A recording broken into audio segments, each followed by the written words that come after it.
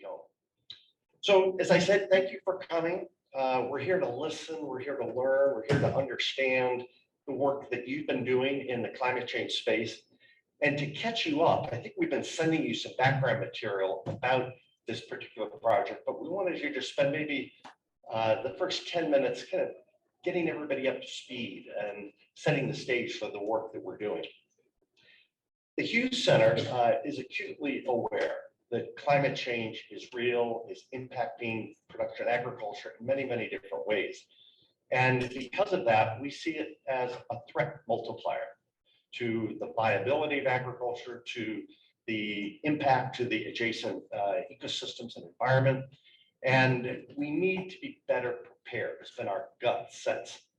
So we started a conversation about what could we do as an arm of the University of Maryland that connects with producers across the state and serves as a bridge between the extension and research work that is undertaken by the College of Agriculture and the producers on the ground that are experiencing life every day and trying to be as efficient and sustainable as possible.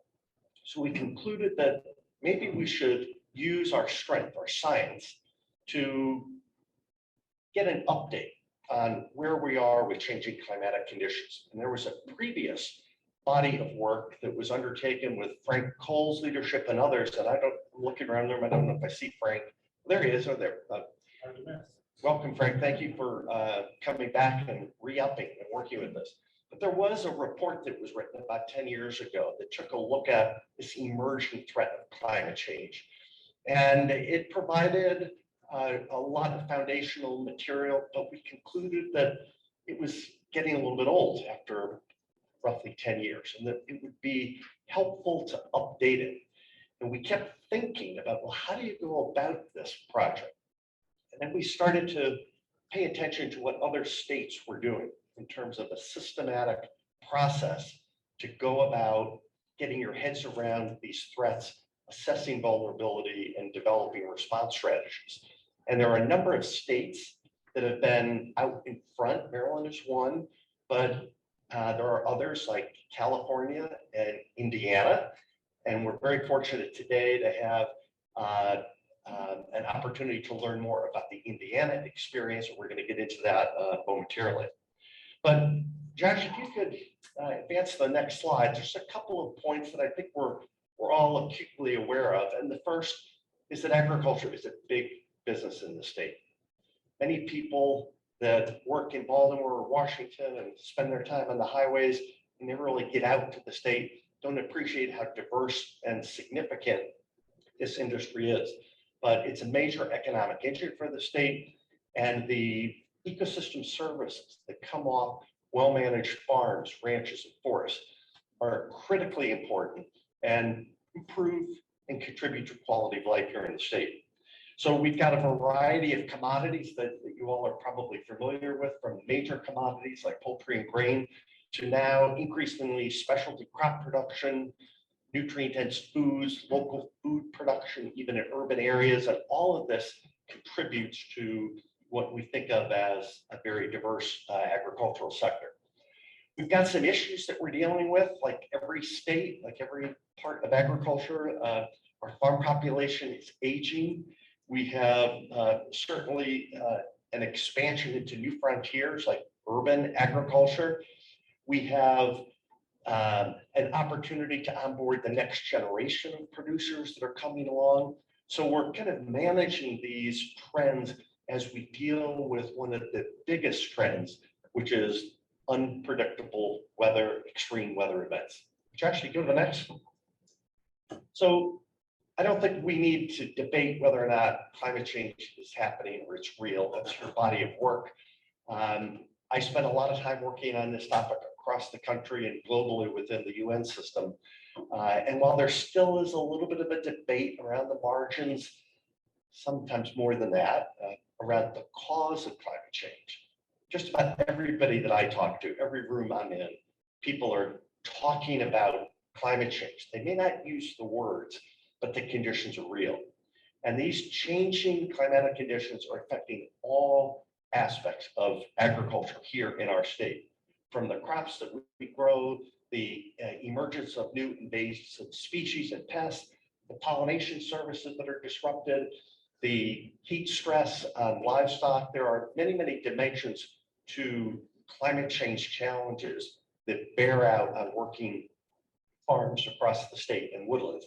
And these are the issues that we're trying to get our head around. Do we really have a good, solid understanding of the trends, of the progression of the challenges that we're facing? So the vulnerability assessment work will help narrow that down. So we had this conversation within the Hughes board, and we said maybe we should reach out to the State Department of Agriculture and other state agencies and other partners and test their interest. And we found that there was significant interest in teaming up and conducting a vulnerability assessment. So we reached out and started a conversation thanks to Matt Middleton, our president of the Hughes Center, who is a former highly respected state legislator from Southern Maryland. And we asked the question, I wonder if the state might help invest in this project and put some resources together. And we ended up in a conversation, and we proposed that in the first phase of work, we would come up with a design plan, a roadmap, an action plan for how we would actually construct a vulnerability assessment. And we created that by bringing the nucleus partners that are part of this, that have a stake in it together. So Hans Schmidt from the Department of Agriculture was with us, and I'm looking around the room to Suzanne Dorsey from the Maryland Department of the Environment. We had representation from the Department of Natural Resources, from the Chesapeake Bay Commission. There were just a whole series of players that said, we really believe that this is a good time to do this. So we designed a plan to conduct a vulnerability assessment. We took it to the state legislature, and it manifested itself into what Puneet's going to talk about, which is an investment of resources to actually put the plan into motion. So the last point I want to make, and I'm going to turn it over to Puneet, is to share with you what we heard in this first phase, the design phase, when we reached out to producers.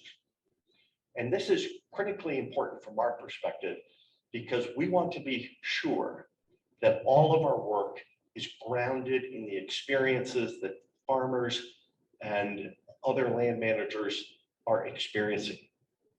We don't want it to be just about things that we think are important, which are important, but equally and maybe even more important are the things that are keeping producers up at night, the challenges that they're facing that they don't have answers to, the questions they have, the research that they're looking for. So the point I'm making is, as we conducted listening sessions and we heard reaffirmation of the things that we know are the hallmarks of climate change, we realized that this was especially important. So as we go through our process, we want to inform our decision-making and our products that we put out by the needs of the producers. So that's the center of our laboratory table. What are the producers experiencing? So we'll get a chance to hear a little bit more about that later this morning, because we've built an hour into the program for an opportunity for a panel of producers who are going to be joining us via Zoom to share their experiences. And they're a diverse collection of producers across the state that'll help add a little bit more perspective to the work that we're about today. And then from there, we're going to be hearing more about what's on your minds, and we're going to get into a lot of that this afternoon as a breakout session. But to wrap up this introduction, Puneet Srivastava with the University of Maryland is going to talk about actually the next step of the work that we're about. So Puneet. Yeah, thank you. So I'm Puneet Srivastava, Associate Dean for Research in the College of Ag and Natural Resources.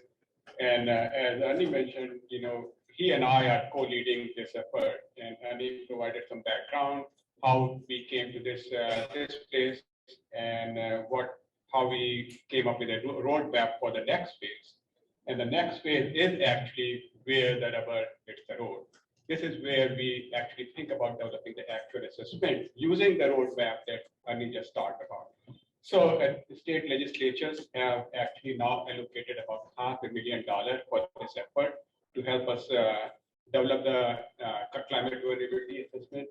The project will still be led by the Hughes Center in collaboration with MDA, Maryland Department of Ag, Maryland Department of Environment, and there will be a project leadership team. There is already a project leadership team that was engaged in what we call it phase 1 that created the roadmap. And this is the new phase, what we're calling it phase 2 is the actual assessment phase. So there'll be a project leadership team, and there will be a project coordinator hired at the Hughes Center, whose job is going to be a liaison between the researchers, the team who are doing the assessment, with the state agencies, with the Maryland climate change commissions and things like that. This coordinator will help us coordinate the communication, engaging the farmers and things like that. So one of the things we wanted to do is convene a meeting where we bring in all the experts who are working in this space, and that's this meeting here. We are trying to bring all the researchers who work in this space to learn about what we have done, where we are headed, and where they see the opportunity to contribute to this effort. There will be an RFP that would be issued after this meeting, sometime soon after this meeting, where we'll be soliciting proposals from a group of researchers, a team who can actually help us develop this assessment and bring the science and the stakeholder concerns and all these things together to develop an assessment. And whoever leads this project or the project coordinator will be collaborating very closely with the Maryland Climate Change Commission, because the commission is very interested in learning as the results come in and not wait until 2 years later to get the report. They want to see how the results that are coming out, they can use it in developing policies and procedures that helps the stakeholder in adapting to climate change. So outcome that we are seeking from this effort is improvement in policies and procedures that can help the farming industry become more resilient to climate change and mitigate the impact of climate change, and overall help provide environmental benefits and ecosystem services to Maryland. And overall, the goal is to position Maryland and the state staff industry to prepare and adapt to issues related to climate change. That's the overall outcome of this effort we are seeking. Next slide, please. So,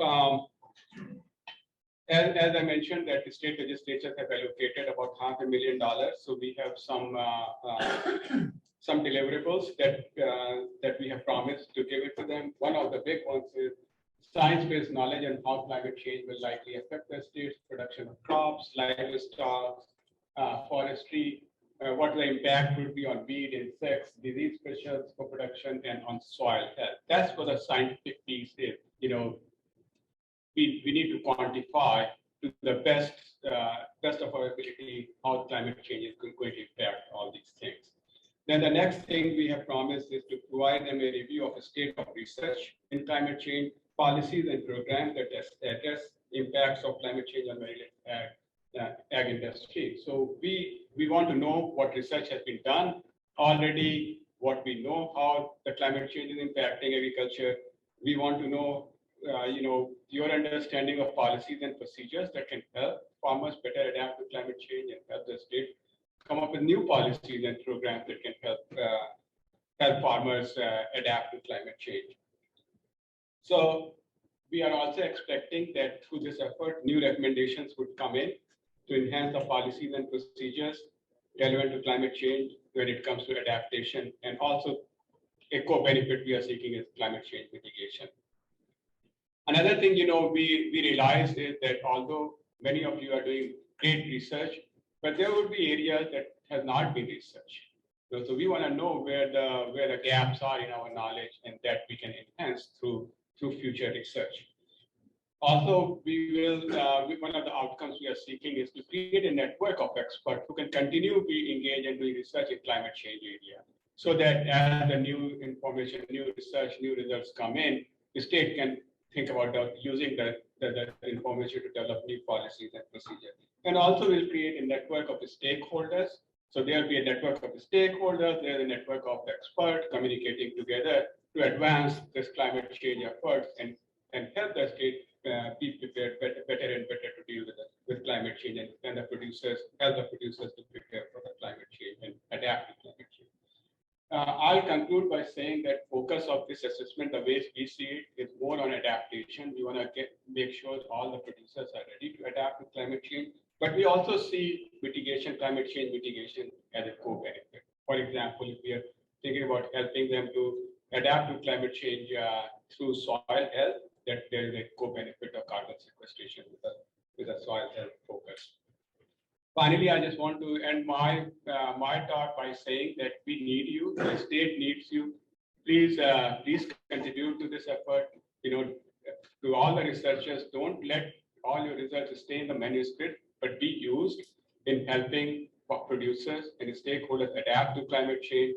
Help the state to come up with policies and procedures that helps mainland ag industry. So with that appeal, I'm going to transfer it over to Ernie.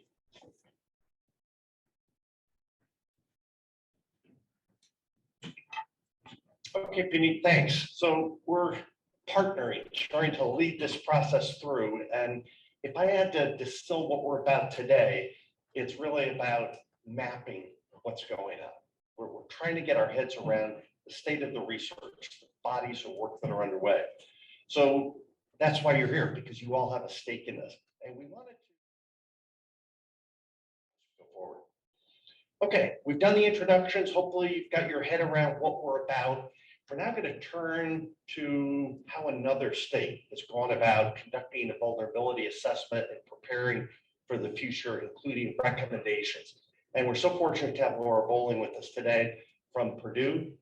Laura is a professor of agronomy. She holds a bachelor's degree in civil engineering and water resources from Princeton University. She has both her master's and doctorate from the University of Washington in Seattle.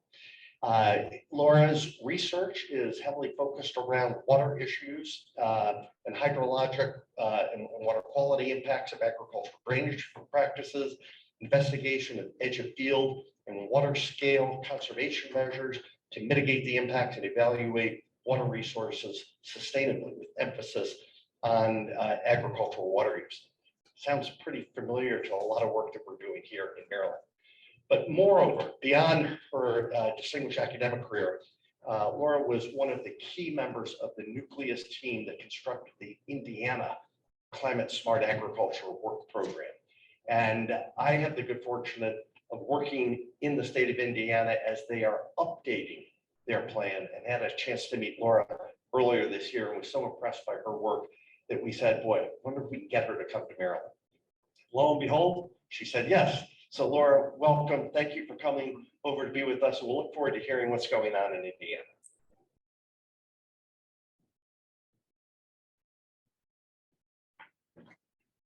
Thank you very much. Thank you for that kind introduction, and to all of you for the optimism and I guess faith in thinking that you might be able to learn something from another state, one that doesn't have an ocean attached and is far away from here.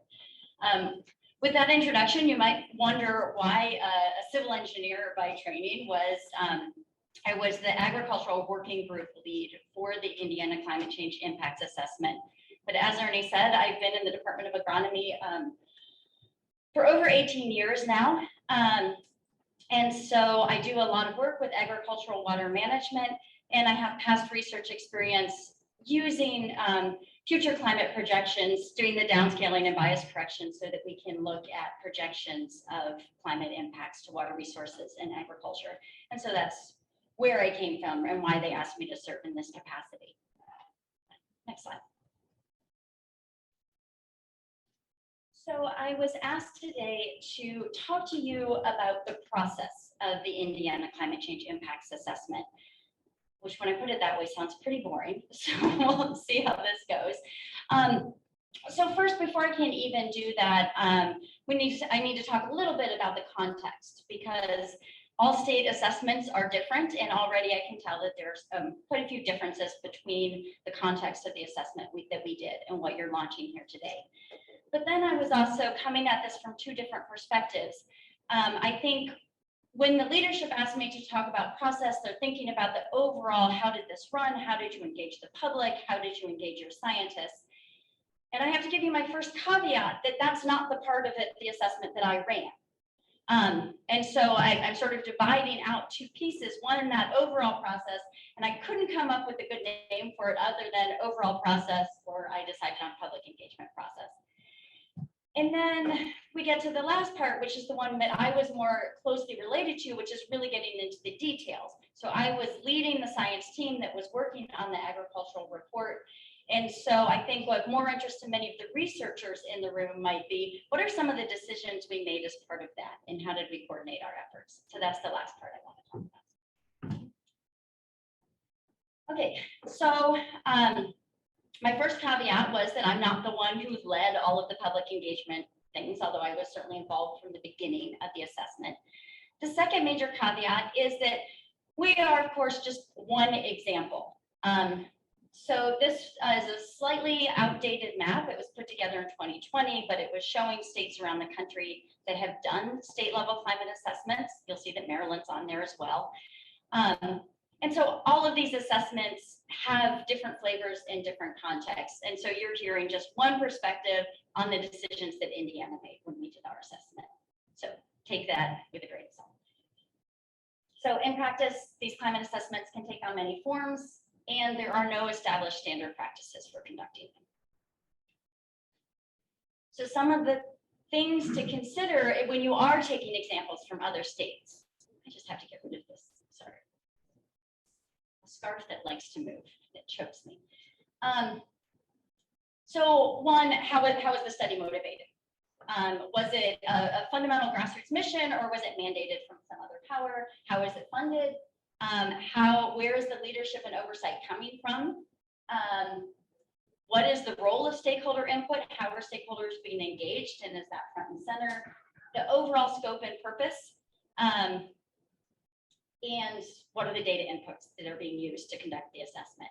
So hopefully I will cover very quickly here some of how those points that pertain to the Indiana climate change impacts assessment, and you guys can fill in the gaps for how it relates to Maryland. Okay, so our assessment was initiated by an interdisciplinary research center at Purdue University. So we were launched by the Purdue Climate Change Research Center, which is just a loose consortium of faculty conducting climate-related research that was established at Purdue in 2004, and even the establishment of the PCCRC in the first place was a grassroots effort, a group of faculty that wanted to work together, and then were able to get recognized by the university and get some small supporting funds. Next slide. So back in 2008, Senator Lugar's office actually contacted the PCCRC when he was making a decision about a climate bill, and said, what can you all tell me about climate change and how it's going to impact Indiana? What do I need to know? And we said, well, we're doing some research in that area. We can let you know some things. And he's like, great, I'm going to need a report in 3 weeks. So our first Indiana climate change impacts assessment was that. It was sort of a loose summary of the ongoing research on campus related to climate that we pulled together and delivered to Senator Lugar's office in 3 weeks. But that report lived on, and it existed on the website for another 8 years. And people continue to access it and download it and say, this is great, but what about this location? And I want to know more about this topic. And can't you give us a little bit more quantifiable information? And so that led us to think that there was a real need. And in particular, our climate center director at the time, Jeff Duke, said, I think we need to go back and do this for real, which it sounds like is maybe where you are as well. And so that is what launched the Indiana Climate Change Impacts Assessment. This was not a mandate. And in fact, we had very little state involvement. Our state agencies were reluctant to be involved in creation of the assessment, although they have been very happy to use the results since it's been produced. So we, although it was led by Purdue University, there was certainly a large attempt to make it a collaborative statewide effort. And so you can see the list of collaborators there on the right. And so similar to, I think, what's going on here, we reached out to experts from around the state who were doing work that was relevant, and we asked them to participate in various working groups.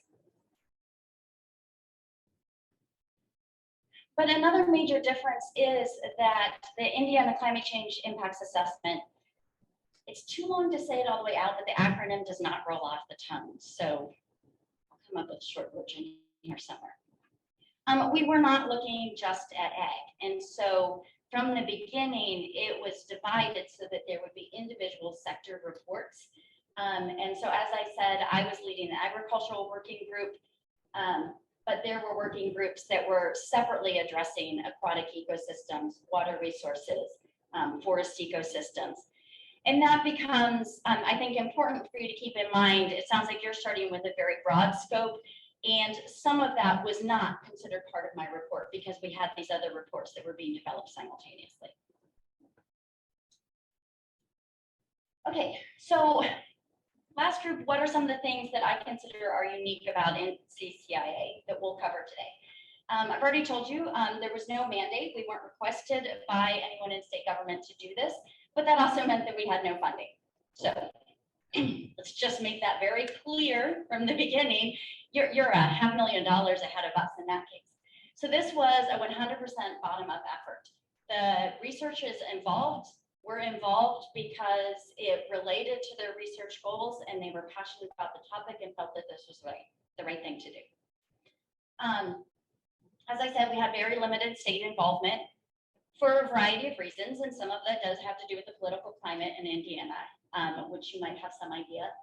It's rather red.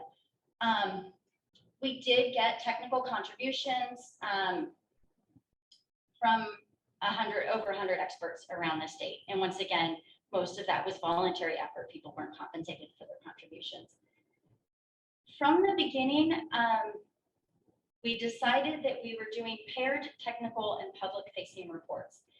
And so for each one of these sectors, we have a graphic-heavy, simple text, public-facing version. That PDF is available on our website still. You can download the report for each sector.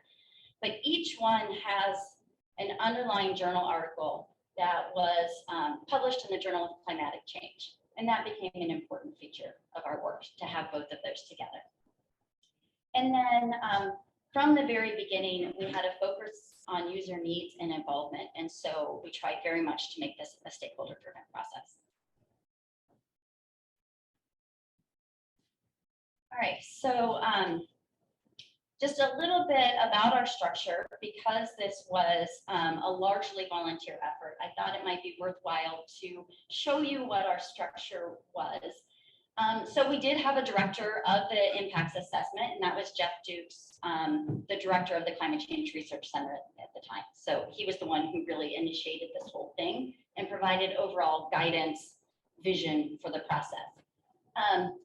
We did have one full-time staff person who was devoted to the assessment. And so that was the assessment coordinator, Melissa Whithelm.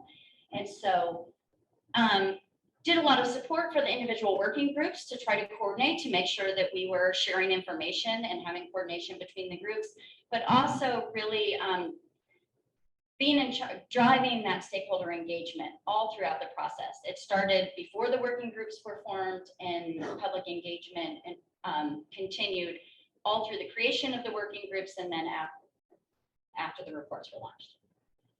We did have a part-time climate modeler for part of the assessment. It didn't quite work out as well as we had hoped. I can come back to that later if anyone had more specific questions.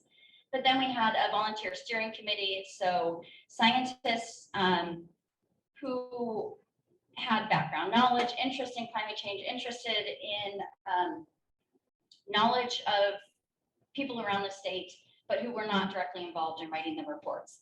And so they helped to set the vision. They reviewed report content.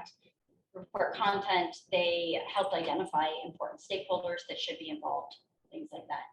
Then we had each individual working group. So there was an ag working group and a water working group and a forest working group. And then we also had stakeholder panels. And so this was a smaller group because you'll see in a second, we also had listening sessions and things like that. But then we had small groups of stakeholders identified for each of our sectors. And they actually would provide feedback on report content. So they saw our outline and gave feedback, and then they saw the draft report and provided feedback. Okay, so that gets us into our public engagement process. So we'll just continue with that.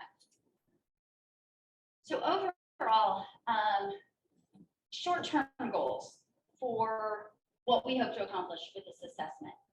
One was to be providing usable information to stakeholders. And I think I have a slide a little bit later where I define more completely what I consider to be usable information. But from trusted sources, locally relevant, site-specific, quantifiable. We wanted to be building an expert and stakeholder network around the state of people who are interested in climate change, who are knowledgeable about it and are thinking about adaptation. You guys are already starting to build that network right here, and I saw that that was one of your goals. And then we wanted to increase the dialogue about climate change around the state. And this is not to say that we were trying to convince people that climate change is real. We decided early on in the process that our role for the impacts assessment was not to get bogged down in trying to provide the scientific basis that climate change is real. We started from, we know it's real. We are communicating to people about how it is impacting their lives and livelihood and what they can do about it. So we just didn't start with that conversation. We were trying to move past it. Certainly in some of our public forums, we got dragged back to that conversation, but that is not what we felt that our mission was. But our long-term goal is to help communities and stakeholders implement solutions based on the information in the assessment. Okay, so some of the key notes of the engagement process. So first of all, stakeholders are very broadly defined. Anyone interested in or likely affected by the information included in the assessment, which is pretty much, should be anyone in the state. They might not be interested, but they are affected. And so looking at the box on the right, this was not something that just took place at the end. It wasn't, okay, we're going to do all of the work and we're going to create these great reports, and then 2 years from now, we're going to disseminate them. The engagement started all along, starting with pre-assessment engagement. And so we had formal and informal listening sessions around the state. Those started really even before the working groups were formed, that our coordinator and director would bring together, talking ahead of myself, that's my next slide. So we'll talk about the pre-assessment. Then during the assessment, they continued to talk to people while the rest of us were working on our reports. And then from the beginning, we had a plan for post-assessment, that there would be a product launch and presentations around the state and things like that. Too many individual slides. I was trying to tell you everything on one slide. And you guys can interrupt me if you want, because I've already feel like I've talked for a long time. If anyone has a question. So these listening sessions, so they were organized by sector. So for the ag sector, we brought together a group of farmers, other farm organizations, agribusiness into one room and told them a little bit about what we had planned, a little bit about climate trends in the state, and then asked them some questions. The authors, so the working group authors were not actually at those meetings, which we could discuss the pros and cons. I think there were some advantages to not having us directly at those meetings, but we were provided detailed notes about what was discussed at those meetings. So it was a little bit more of an independent, impartial listening. Each group was asked sort of what topics and future time periods you think are the most impactful. You know, what do you want to see in an impact assessment? What are you concerned about? And what information sources do you find trustworthy? Because we wanted to really be thinking about how can we make this information be adopted? Who should we be engaging with to disseminate the information things like that. In talking to our coordinator this week, she reiterated that the ag listening sections were by far the most specific. Right? When you talk to other sectors, if you talk to public health, they're going to talk in sort of vague terms like, oh, we're concerned about, increasing temperatures might increase some disease pressure. Well, in the ag sector, you're dealing with a clientele who make decisions based on weather and climate every day. And so their needs were not vague. It was, I need to know how many days the temperature is going to stay above 86 degrees Fahrenheit because that's when my cows are feeling stressed. Right? So they were very specific on what was the information they wanted, and they needed it to be relevant to their decisions and actionable information. Then during the assessment, as the work was going on, our leadership kept the assessment in the public eye. They continued to participate in the CCA meetings, the Soil, Water, and Conservation District meetings, giving an update on the process of the assessment, what was going on, how people could provide feedback. So they really continued the conversation and tried to engage and sort of piggyback on existing meetings around the state to make sure that people were aware. From a working group side, we also had periodic working group meetings with the entire team or just with the leads, so that we were continuing to coordinate across our different teams. And then, as I said, we had these stakeholder panels that were anonymous. I know who was on my panel, but it's just because I knew them already. But so we had anonymous panels, so we would submit our materials to the coordinator. She would send it out to the panels and we would get feedback, so that we were sort of getting check-ins, and it wasn't just, well, now the report's all the way done. And they're like, I wish you had done it this way instead of this way. And so just some check-ins. And then, as I said, from the beginning, we were thinking about the end product and how the end product was going to be disseminated. And Melissa shared that this is something they learned. They actually talked to a group who did an assessment in Oregon. And they said, we really wish that we had planned better for the end, because we did all of this work and we finished the reports, and then everyone was done and there wasn't a budget, and we really didn't do a very good job of getting the information out there in the end. And so I think from the beginning, it was sort of equal, that most of our money actually went, to the staff who was involved in the engagement and the publication of the reports, right? And the science was the free part. So we plan to have these public-facing reports available online and in PDF format, and they're very graphics heavy, and we worked with the graphics designer. So basically, the scientists, we wrote this very technical, detailed report, and then we actually passed it to our ag communications department, and they distilled and said, well, we think these are the relevant points. We had some iteration on that, of course, because we said, no, you missed this one. This one's really important. We need to get that in. But so we did have expert help to distill the technical report down to this public-facing report, and to think about how to summarize our very detailed, very high spatial resolution information into something that could be easily recognizable. And so we worked with the graphics artist to do that. So in this case, this is one example from our report where subsurface drainage, it's a very big part of agriculture in Indiana, and increasing subsurface drainage and the nitrate load associated with that is a big part of our agricultural water management going forward. And so this is looking at the projected increase in subsurface drainage in the state. So once again, those reports had a minimum of technical detail, moderate number of references, and then there's the much more detailed published journal article to refer to. So then when those reports were ready for release, we made a big deal about it. So these were community briefings, so a press release, but They were, the map with the numbers are showing you the location of each report because we had multiple sectors and multiple reports. We moved the location of the briefing around the state based on the content of the report. Right, so if it was looking at urban ecosystems, we released that in Indianapolis, I think, or the public health report. The image at the top is actually me speaking during our community briefing when we released the ag report. That one we actually released in West Lafayette, so it's at the agronomy farm, because that was relevant to what we were talking about.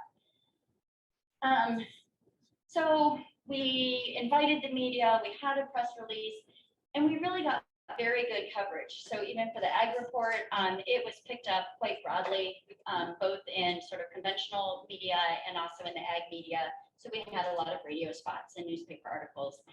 And then it launched into sort of the months of public presentations. And so our coordinator and our director did a lot of those. I did a lot of those as well. So sort of depending on the venue and the audience, if they were interested in a more general presentation, often Melissa or Jeff would do it. If it was a very specific ag audience, I would often do it. Some of them were even more targeted, so I would ask one of my co-authors to do it if it was something that was going to be a more animal-specific audience or a more horticultural related audience. But we did a lot of presentations, and I'd say that continued. So we did the press release in August of 2018, and I think we were still getting requests for presentations leading into the pandemic, I would say, and then of course stopped talking to people. Did I see a hand in the back? No, just someone stretching.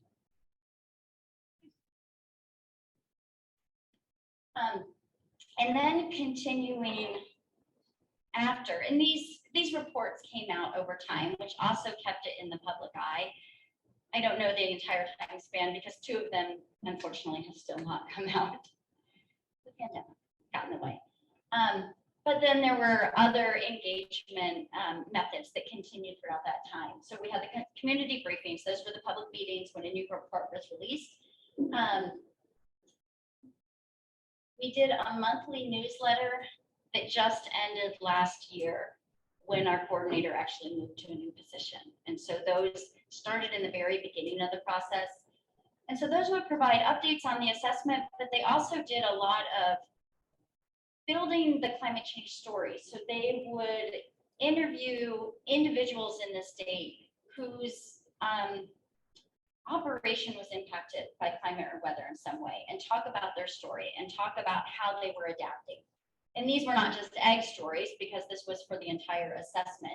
And so those newsletters have a lot of personal examples as well to sort of build the conversation around climate change and adaptation. I already mentioned lots of speaking events and then social media presence and some op-eds as well. Okay, this seems like a good place to pause and grab my water.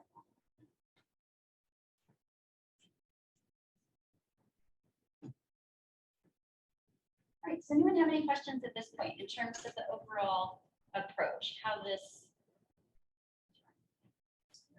For a like a voluntary work, everybody's busy, and when you want to fit it into their schedule, do you have like a grant deadline, like to finish one, or you just leave it to all the whenever they want it?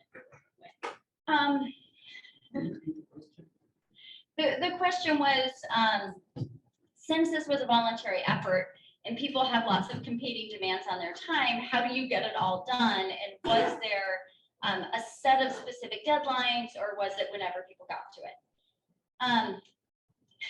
But there was a very specific set of deadlines that most of us missed. So I think you couldn't leave it wide open. We did have specific deadlines, and we would be brought together for working group meetings for some accountability to talk about your process. But that is the biggest downside to having this done on a voluntary basis is that, right, those other deliverables, the ones that are coming from funded projects, always jump in front. And so the whole thing took longer than what was originally scoped out.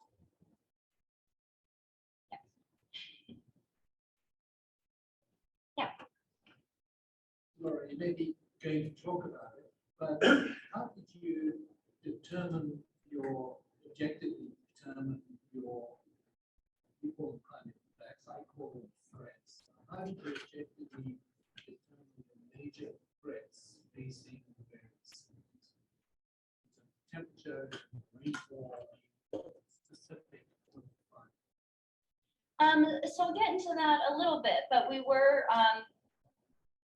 we did start with a consistent data set, and we started with the list of concerns from our stakeholders, and then of course from our experts as part of the working group, and really thought through what are the metrics we can use to quantify something related to this concern that has been expressed, right? So heat stress on crops or heat stress on cattle, those are pretty straightforward ones. So thinking through, okay, what are some thresholds of concern? We also had an expert on our working group who does work on human heat stress. So recognize that heat stress can be more complex than just temperature.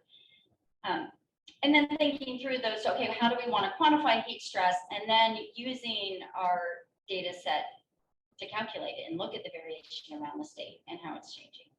So we did try to be quantified. Okay, but yeah, go ahead. As the group, number one, is the group still standing?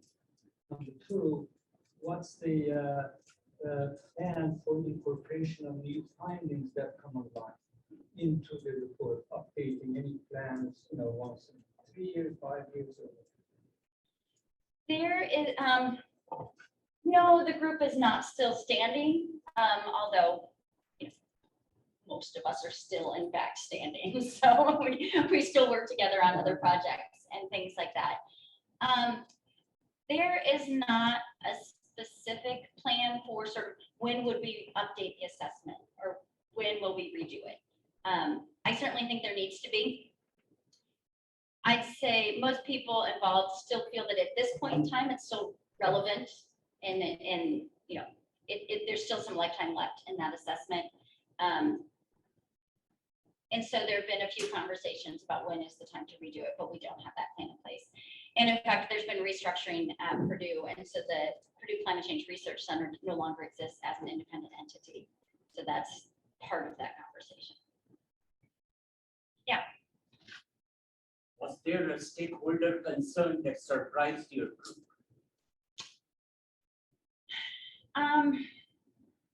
Not that I can remember right now.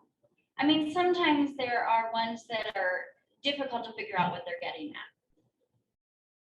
I know in terms of some of the perennial plants, we had a lot of conversation about early freezes.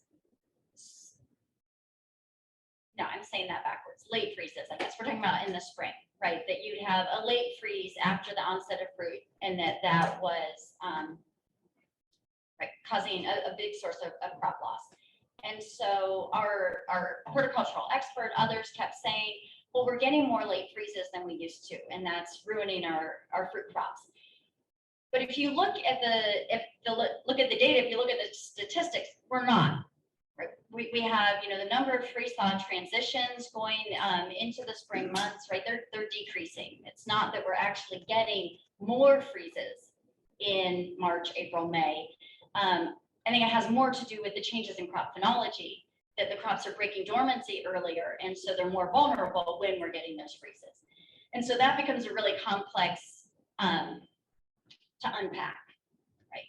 So it wasn't so much surprising, it was, okay, we need to think about what are people seeing? What are they observing and noticing in their operations? And then can we quantify it? Because first of all, it was like, well, no, we can't, because that one's not happening, but what is it that's going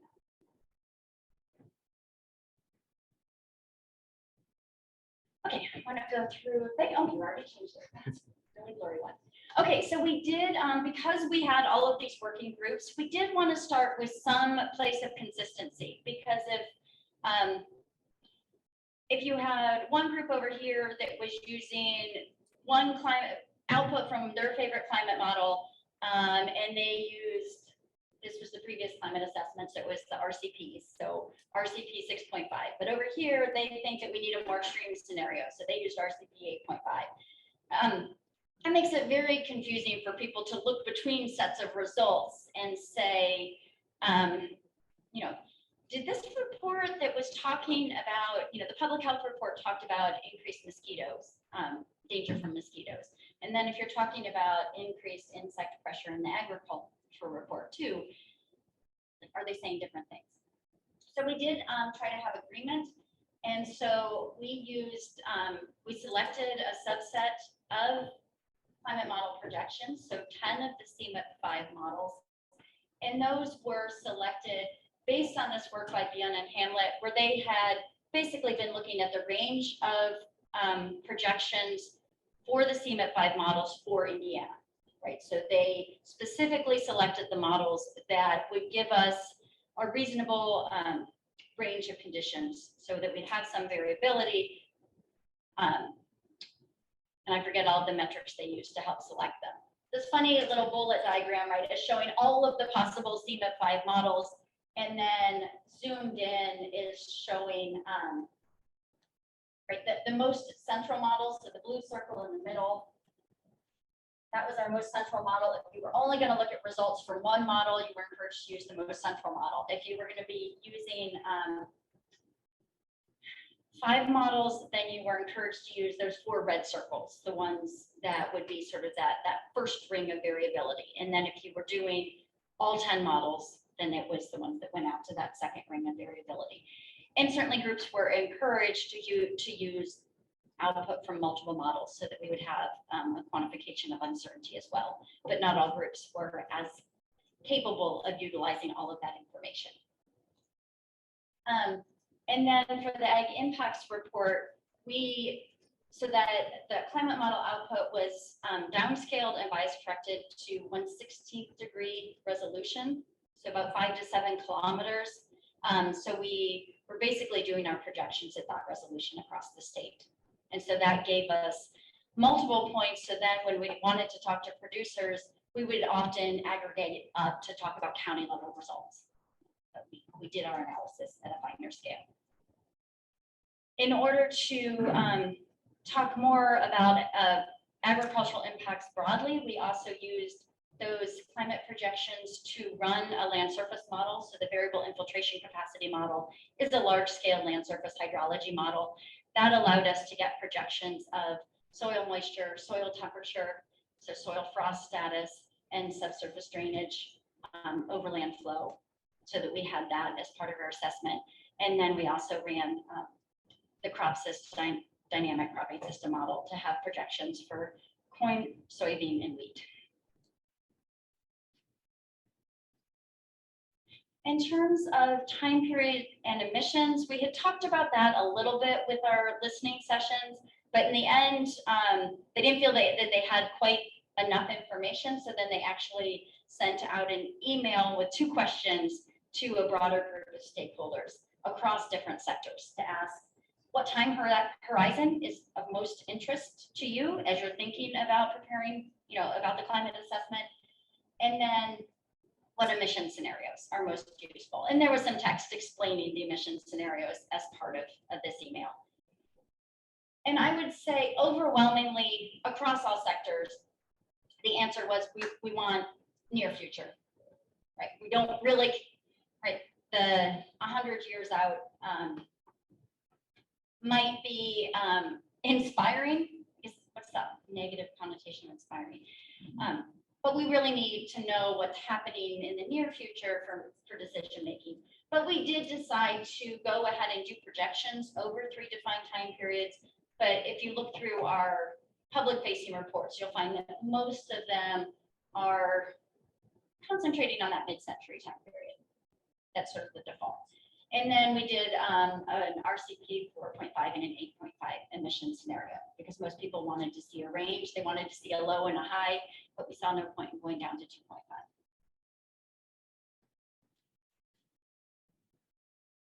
So this is the list of our agricultural working group.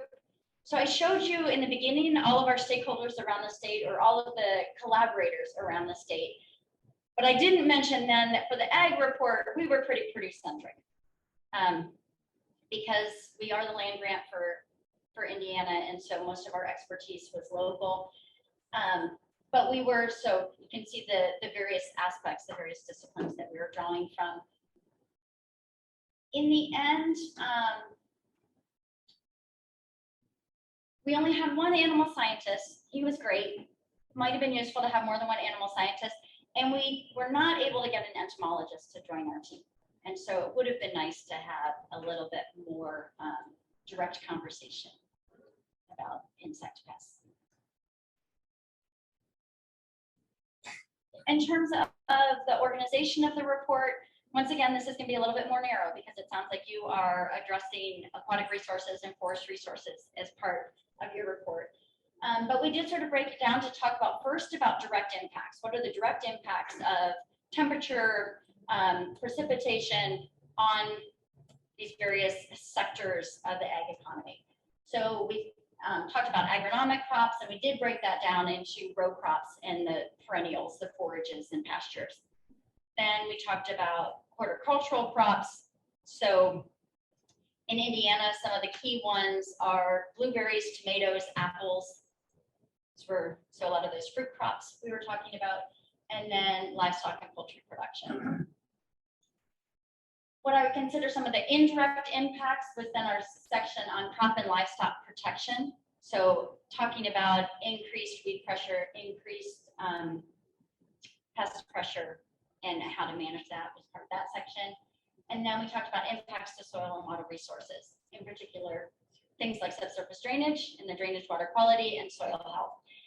Once again, because there's a separate water resources sector report, we sort of took this to be edge of field, right? When we were talking about impacts to soil and water, we talked about directly like what's leaving the field, and we didn't follow it through the river system in our report.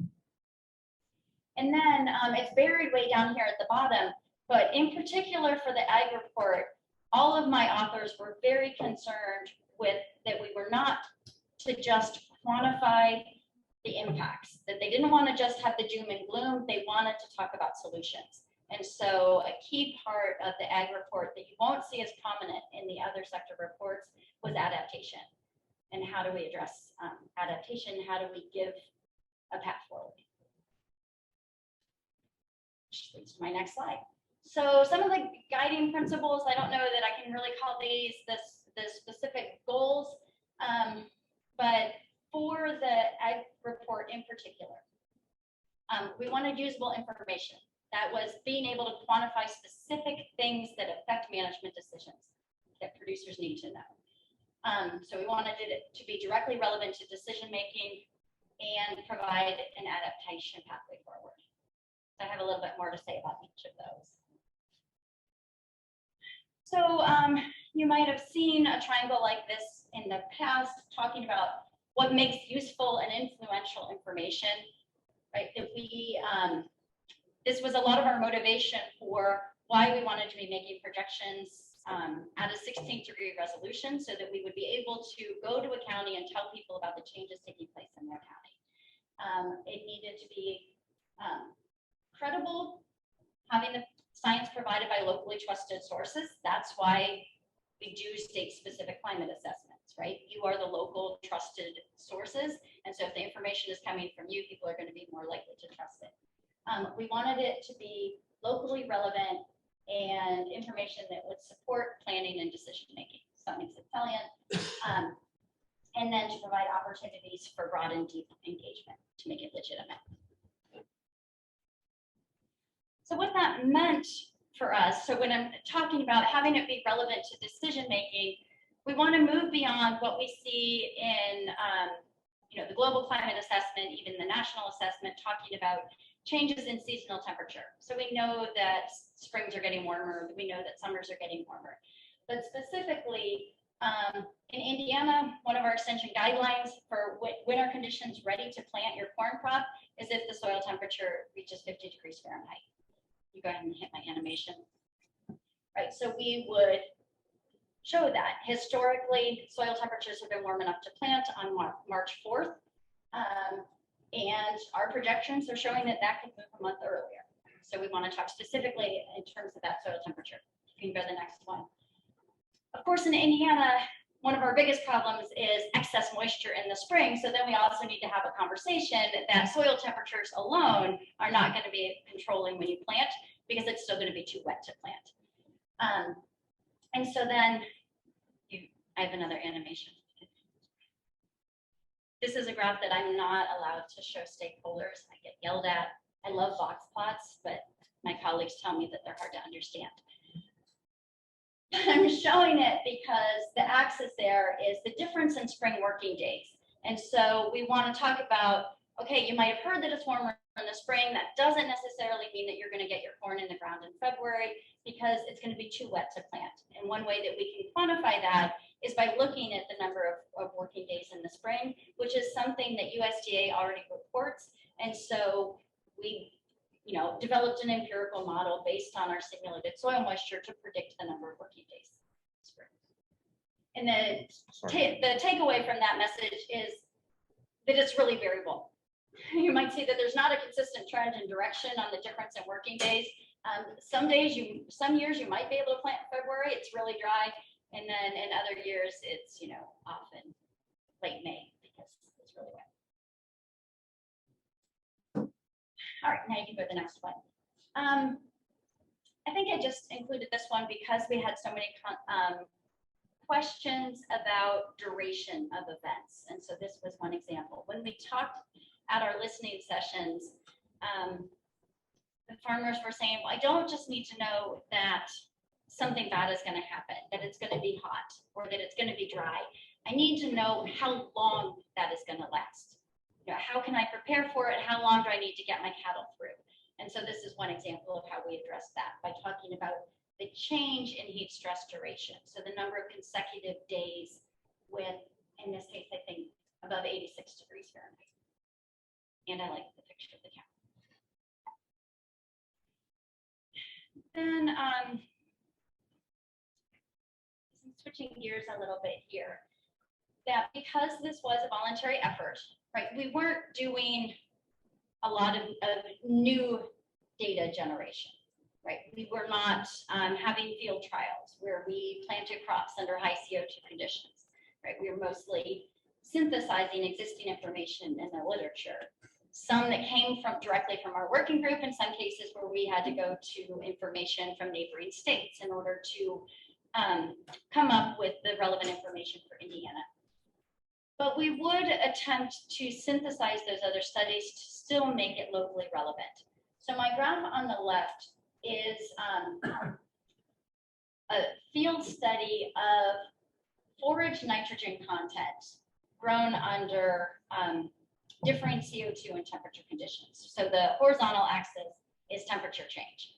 And we have two sets of data there. One is looking at the dry matter intake and one is looking at the nitrogen content, right? So showing that your forage loses protein as you're growing it under higher temperature conditions. And so we used that empirical model that came from a published paper. We looked at our projected temperature changes so that we could project what the decrease in nitrogen content for forages would be. To put that in a little bit, right? So there's a lot of arm waving there. There are a bit of problems with that, but we're trying to provide some context for what would be the expected decrease that a livestock operator might need to deal with. And then for each section of our report, once we've provided a finding like this, so that forage, not only could forage quantity be an issue, but forage quality could also be an issue, then we would provide some advice or some adaptation strategy. So in this case, we had talked in our report about the value of legumes versus grasses for forage, and that legumes are more sensitive to climate, but the recommendation was that you still probably want to continue with legumes because they're going to have a higher protein content than the grass going forward. And that did not come from me, that came from my forage people. In our technical report, actually in the supplemental materials, so it's a little bit buried, but we have extensive tables like this for each sector. As I said, this was very important to my author group that we captured some of the strategies going forward. And so this is the one for horticultural crops, where we would talk about what is the climate impact that was discussed, and then what are some adaptation strategies. And so this is a very preliminary look at some of those things of where do we need further research? Where do we need investment? So you'll see, so things like change in cultivar selection, this list doesn't have as many of them. Our row crops is all breeding and genetics. We need breeding and genetics for this. We need breeding and genetics for this.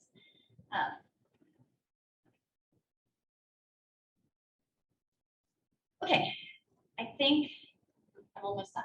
That was sort of the thoughts I had, and keep in mind that we started this process in 2016 and we released our report in 2018. So hopefully I came up with a coherent set of thoughts, but it has been a little while since I thought about this process. I think at one point I was asked to talk about the strengths and weaknesses of our approach or something like that. So I have a few sources of frustration, and then my next slide is to end on the more positive. We already talked about volunteer activity takes time, right? We had a set timeline, we had deadlines, and I'm not the only one who completely missed those deadlines. So it is harder to get it done when you don't have, it's harder to have the accountability when it's volunteer effort. So it could be considered a frustration that no new data was generated. I think you can also make a strong argument that that's not really the goal of a climate assessment, that it's really taking a snapshot of what current state of knowledge and really synthesizing that data. And we did do a lot of data synthesis. One of the weaknesses of our ag report, or just something that stakeholders would have liked to see, was a complete economic analysis. We did have a couple of economists on our team, and we did a detailed analysis of the potential for irrigation adoption, which was a question that a lot of people were concerned with because we don't have a lot of irrigation in Indiana, but it has been increasing in recent years. But we did not do overall picture of what are the economic impacts to these hits to the ag sector. And then it would be easy for someone who's knowledgeable on the subject to argue that our crop modeling was superficial. And it was. We didn't have a CO2 impact in our crop modeling. We did incorporate a lot of simulation results from other studies as well, and found that ours were very consistent. So we felt that our modeling could give us a good picture of the spatial variability around Indiana, right? So as supplement to some of the feedbacks that more complete modeling efforts could see. One of the things that has came up most in discussion after we finished the report was how we handled the technology trend. And I meant to include a graph here. I see now that I forgot it. But so by technology trend, I'm just talking about sort of the growth and yield potential, right? If you look at corn yield over time, it continues to climb, and it's people in the back of the room nodding. 2 years ago, I could have told you exactly what the rate of change was, the number of bushels per acre. Okay, 2 bushels per acre per year. And so when we were doing our crop modeling, right, we're taking sort of current technology and saying what the climate change impacts with current seed technology would be. But when I talked to a room of farmers about, okay, so with current technology, you know, yield declines on soybean are going to be 16 to 20% by mid-century. And they said, but my yield is going to be much higher in mid-century than it is now. Did you take that into account? And it's difficult to take that into account because every expert you talk to is going to give you a different sense of where they think that technology trend is going to go in the future. So the one time I got heckled in a public meeting presenting my results, it was on that topic. So I would just encourage you to think about how you want to address the technology trend if you're going to talk specifically about crop impacts. Okay. But there were a lot of really good things that came out of this assessment. And now that it's 6 years down the road and I no longer have the stress of the fact that I have a missed deadline, I can reflect on the positives. The report came out of a recognized need, so it wasn't top down someone saying, you really should care about this. We cared about it, right? So we wanted to get it done. We collected stakeholder feedback up front, and we had support to do that, right? Since we were volunteers, if the scientific working groups were in charge of engaging with stakeholders, then it wouldn't have been as well done. But the fact that we had a clear and separate plan for continued stakeholder engagement, we were all aware of that process. We were all very much invested in making sure that our information was relevant, but we had support in making sure. We had a plan for dissemination from the very beginning. So as I said, sharing the results was of equal importance to generating the results. We were tasked with writing this technical report, having a published journal article, and this was important to our director. And I think in part because we were all volunteers, that he wanted to make sure we all had something to show for it, right? So he wanted to make sure that there were publications so you could say, well, I did all of this work and this is what I got. And so he did coordinate the special issue with climatic change so that all of our technical papers are in one special issue. There were times when I chafed against that, right? I just wanted to get the report done and I didn't want to worry about the journal article. And that was just because my time was limited and I was ready to move on. But in hindsight, it was very important. And I think, one, it made sure that we were very technically sound and we had our work peer reviewed, even though we were borrowing results from other people and extrapolating empirical models, it's been peer reviewed. And that is what is in the public facing report. And I think even stakeholders who are never going to look at that journal article have more confidence in our public facing report because they know that it exists. So I think in the end, that was a very important part.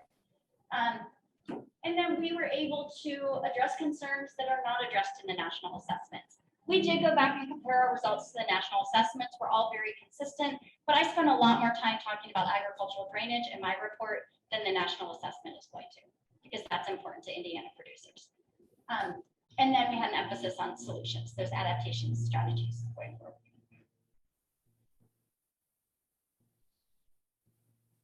So in the end, has it had any impact? Has anything changed? These are some snapshots that Melissa Wilhelm put together in the years since the reports have come out. And it's just showing various places, various organizations that are working on climate change policy, climate change action in Indiana that reference the Indiana Climate Change Impacts Assessment. So I'd say having this work readily available, having people able to go to the website and find it is helping to enact change, and people can find support for their ideas, and they can use that to motivate people. I think that's it.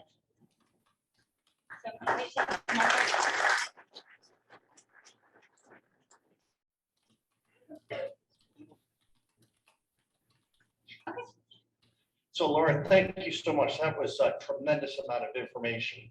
I'm sure you have questions, but what we're going to do is take a quick break because we want to keep the trains running on time. We've got 5 farmers that are about ready to share with you their experiences.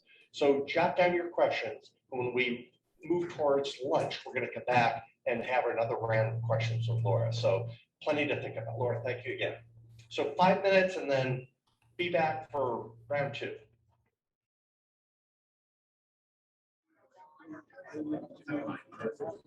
Okay, folks, thank you for your prompt return to our discussion here today. We have a lot of ground to cover, and maybe we packed too much into too few hours, but we're going to keep moving along. And we're now at the point where we're going to have an opportunity to listen to 5 producers across the state of Maryland who are on the front lines of these changing conditions that Laura talked about.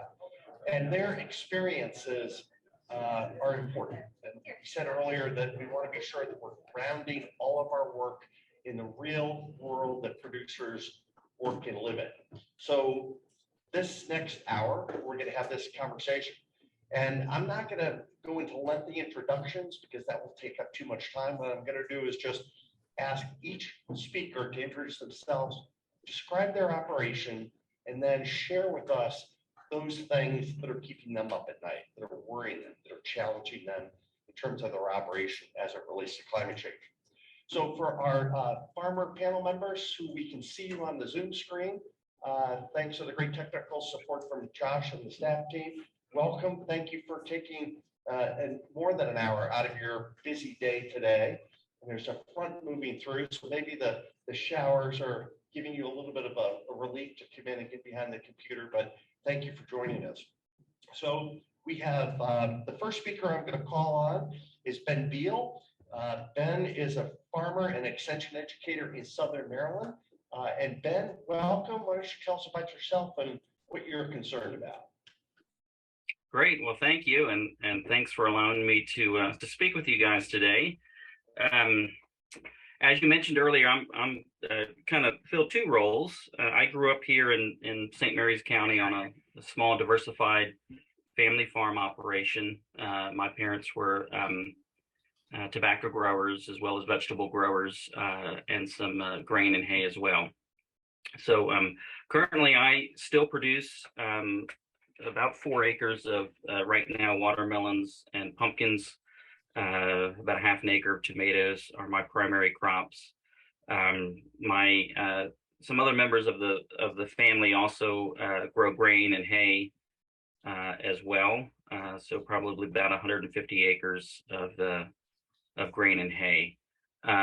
For us, the farming enterprise is a part-time endeavor. I am a full-time extension agent here with University of Maryland Extension in St. Mary's County. And so I get to experience from that perspective what farmers are dealing with on an everyday basis as well. So, some of the things that we see here in the field, it's probably fairly obvious, but over the last 3 years have been really prime examples. So significant weather events, particularly in the spring with heavy rains. Over the last 3 years, in each May, June, or July, we've received rainfall totals of 10 to 12 inches in a matter of a week, which is not typical, but it's becoming more the norm. And that presents a number of challenges, particularly from the vegetable standpoint, dealing with trying to get crops in on time, and then also the disease and other pest issues that we are confronted with. So extreme weather events is a big thing.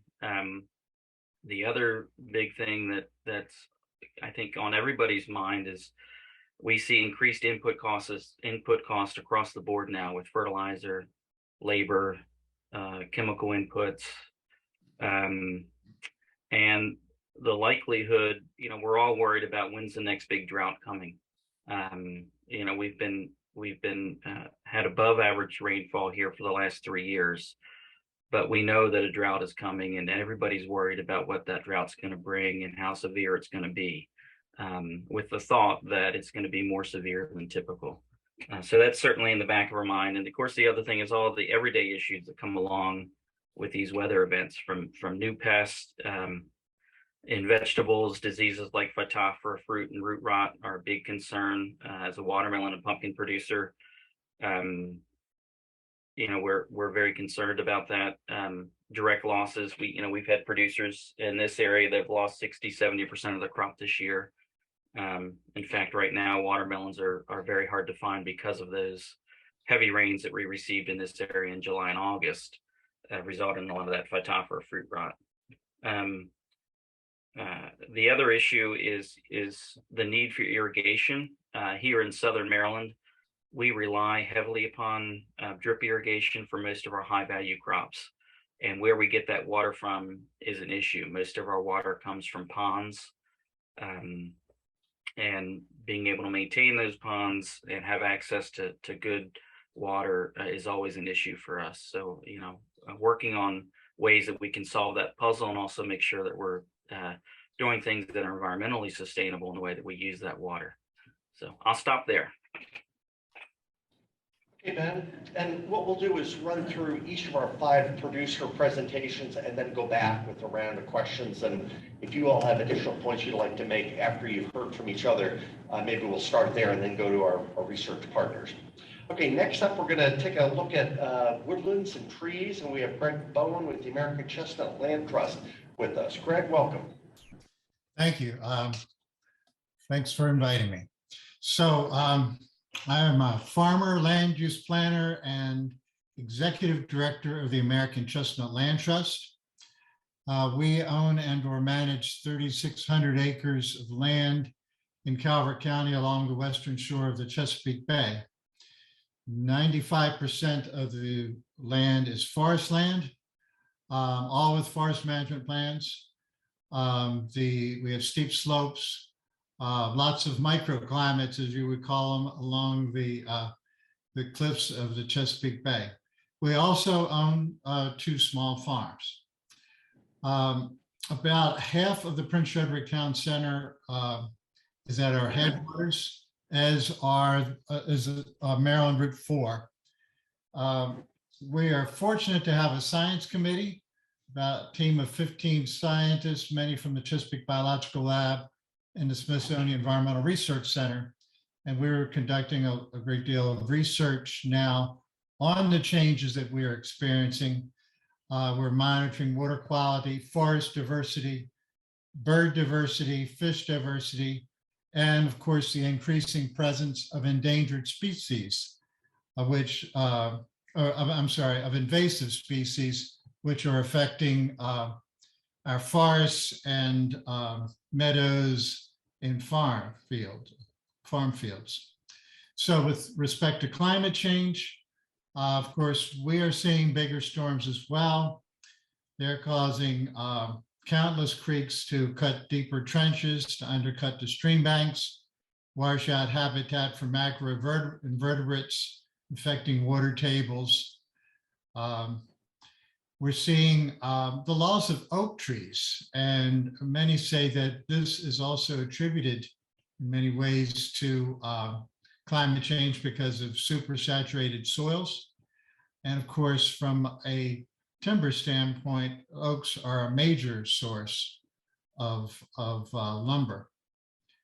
But a lot more stormwater now too, of course, is coming off of urban areas such as Prince Frederick. And so we're seeing up in our headwaters a lot of blowouts from stormwater management devices that cannot begin to handle the amount of stormwater that's coming off from these bigger storm events.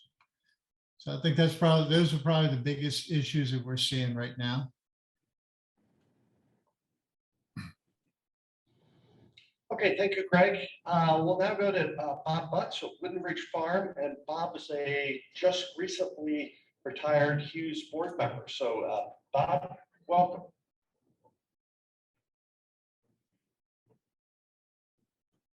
And maybe you're on mute. Apologies about that. Yeah. Thank you.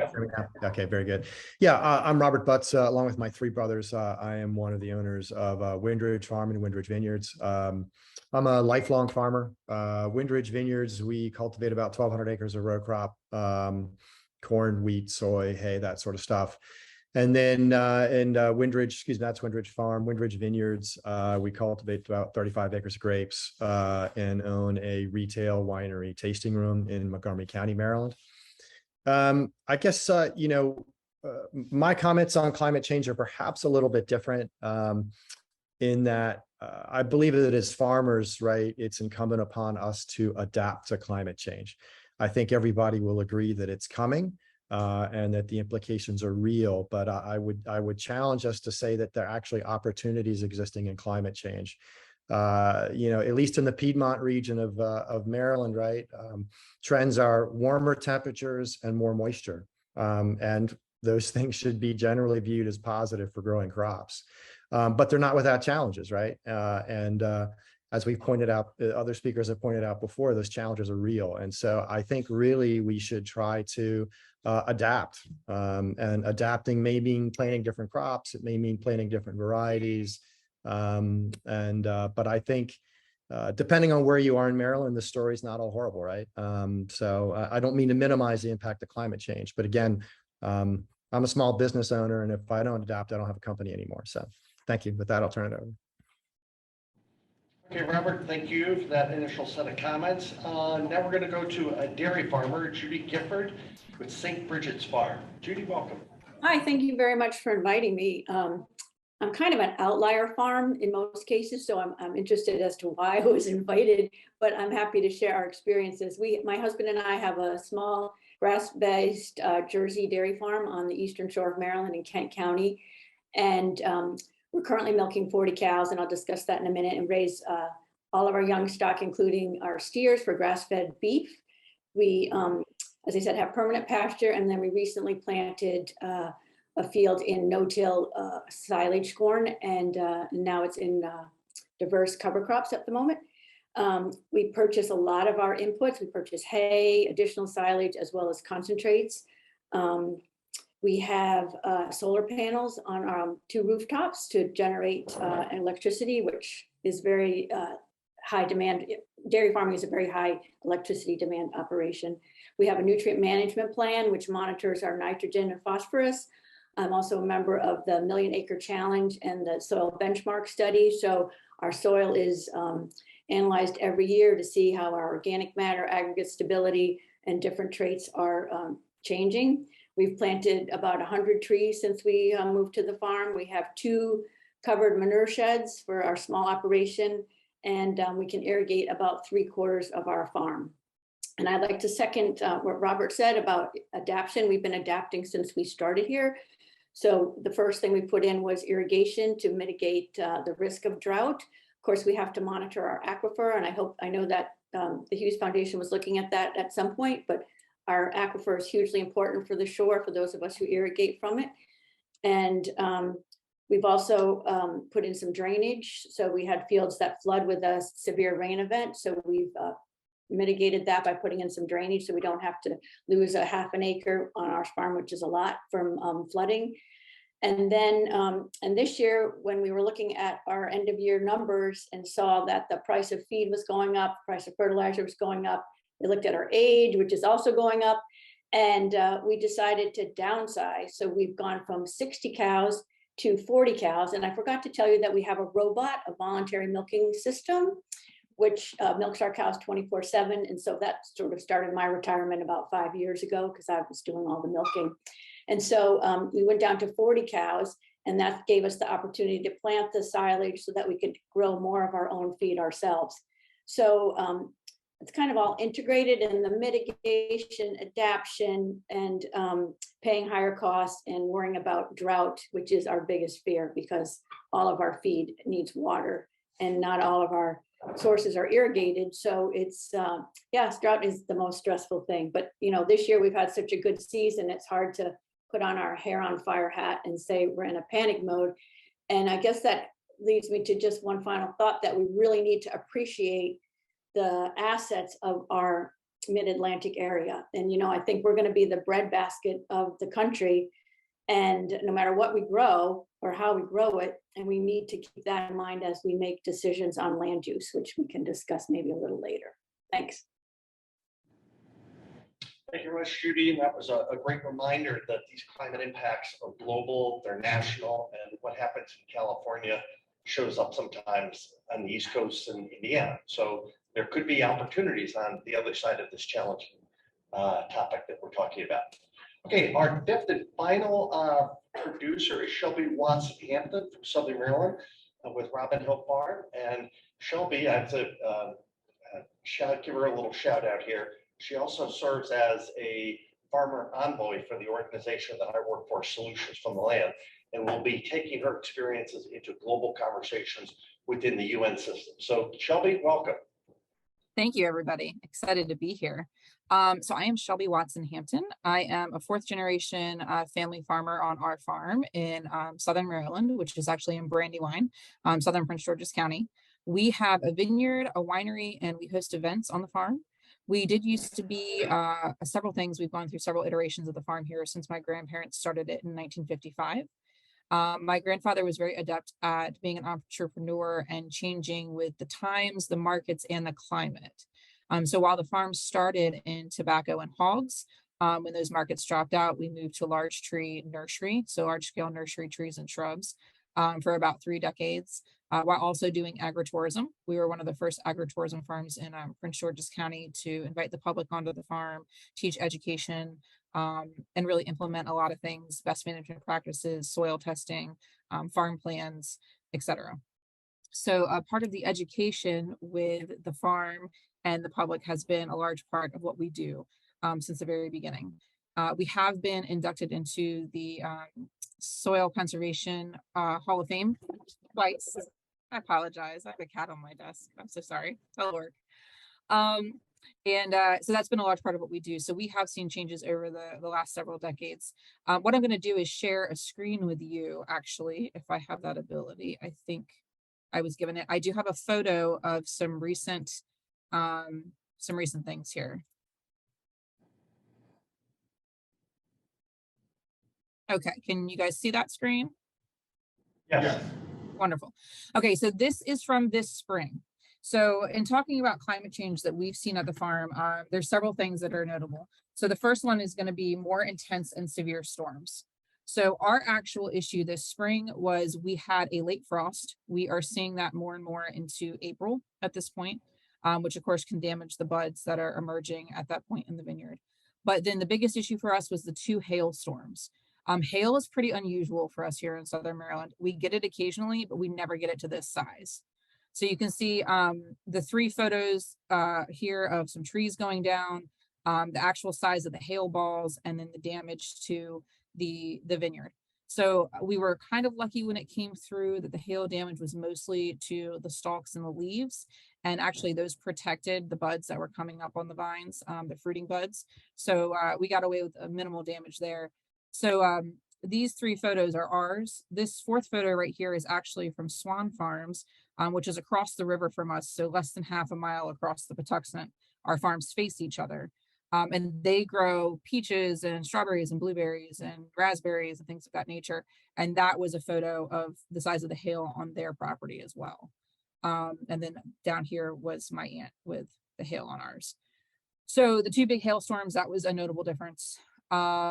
Of course, the last several years, as Ben mentioned, we've had higher than average rainfall the last 3 years. And with that rain brings all the humidity and the things that come with it. So your powdery mildew, your downy mildew, you're fighting a lot more of that in the plants. And then, of course, the pests, you know, everyone is freaking out about spotted lanternfly right now. Knock on wood and cross fingers, we have not seen it on our property yet, but it is in Maryland and we're all very cognizant of that issue. So you've got, you know, potentially weather that is incubating pests that may or may not have been able to live here previously that are invasive and now here. One of the other things that we've seen that's been really interesting, we planted the vineyard in 2014, and every year we start harvest. We used to start harvest in September, right? So you would start your grape harvest in September and go through maybe the first week or 2 in October. Harvest has been moving up 4, 5, 6 days every year into August because of the heat. It's hotter and things are, you know, sugars are rising quicker and we want to get stuff off the vine before we induce any rot. So when we didn't used to harvest in August, now we're harvesting in the heat and the humidity in August from maybe one of our 2 first varieties. So harvest now is mostly end of August through September instead of through September into October as it used to be. As Ernie mentioned, I am very excited to sit on the Solutions for the Land panel. And that's great to work with them locally and internationally. And additionally, like many of us here, like Ben, I also wear another hat. I am the director of the Southern Maryland Agricultural Development Commission, SMATIC, and we work with farmers in the 5 Southern Maryland counties and across the state. And working there, I can tell you that, you know, farmers across the board are seeing issues with climate change as well. And I don't know if it's been brought up in this discussion already, but I would say that with a lot of our farms being on the water, either being on the rivers here or on the bay, you're also seeing saltwater intrusion being an issue. So at that, I will finish up. Thank you. Okay, Shelby, thank you. And thank you to our all of our farmers that are sharing some of their experiences.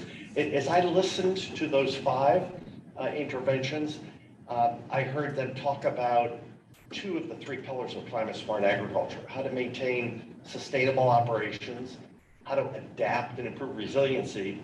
But I didn't hear anything about a co-benefit of greenhouse gas reduction services. So I'd be interested for our farmer leaders, if you, as a first question back to you, if anyone has been thinking about this intersection between productivity, adaptation, and the ecosystem services that you can deliver with sustainable farming operations. So where is that on your radar screen, and what might you need help with to be more sustainable, to be more resilient, and to scale up the delivery of these services? Anybody want to take a crack at that? If I'll just go ahead and start off generally. So in addition to my farming activities, I'm also chairman of the board of the Montgomery County Soil Conservation District. And I have long believed that farmers are not really being fully compensated for the greenhouse gas emission, carbon recapture, and general ecological benefits of their farming operations. And I really believe, again, adaptations and opportunities. I believe there are definitely opportunities for farmers to try to find a way. I think it starts with education, so people understand that green crops growing in fields help with climate change, right? They sequester carbon. It's just what they do. And there are a whole bunch of farming practices that we can do to enhance that. For example, the cover crop program has been enormously successful in Maryland, and it's mainly seen as a pollution reduction program. But the greenhouse gas mitigation and carbon capture of having green crops growing on fields in the fall is also really important. I think we should just try to keep building on those programs. Okay, thank you, Robert. Other thoughts in response to that question?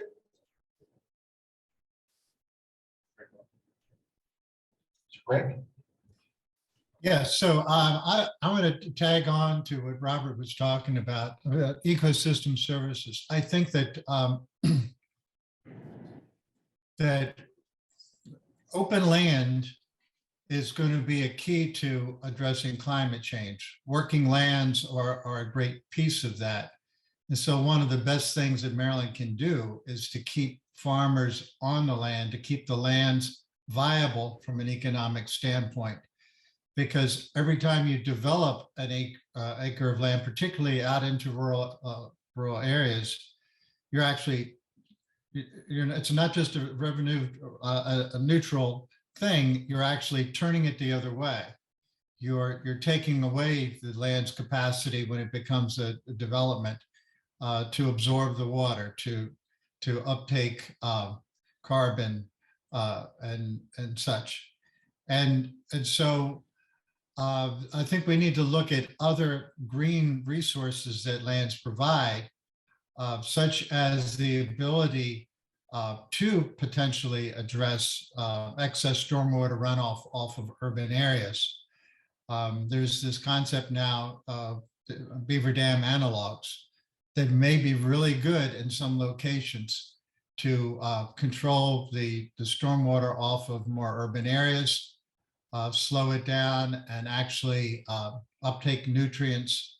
But there's no market for that benefit. There's no easement program that will encourage landowners in rural areas to actually make use of those ecosystem service benefits that rural lands provide. Thank you, Craig. So, yeah, thanks. So as an early adopter of a lot of practices that are being promoted, especially pasture-based dairy, which is pastures, the #1 way to mitigate erosion, living root, year-round, diverse roots, things like that. But I won't get credit in the future because I was an early adopter. And so it's really worrisome how the formula is going to be calculated and how farmers are going to get credit, whether we're measuring reductions or greenhouse gas neutrality is going to make a difference. So there's a lot of issues out there. And frankly, I think the farmer's going to get screwed. And then the big money guys are going to make the money off of the farmers, and we're going to constantly struggle to justify our, good practices and constantly try to reduce carbon even more, which is an untenable situation. So I'm really worried about the greenwashing and the fact that farmers, because we're downstream on the supply chain, are just going to get hammered. And there's a lot of issues with the formulas and credits and methane, how is that calculated? And there's a lot of mess out there, a lot of noise, and everybody's jumping on the bandwagon to get the most money or try to get credits out of farmland. And I really think the science is missing, the math is missing, the credibility is missing. And I think that it's really scary for those of us on the ground to think about what could happen and how we're going to be the big losers, to tell you the truth. If I could just, Shared by others. Go ahead, Robert. I'm sorry, if I could just piggyback on what Judy was saying, wonderful job. This is exactly what we deal with on Silicon Board all the time. And I know some of it just is the way it is, right? But so many conservation practices are all sort of, it's like they don't exist unless they yield Bay model credits.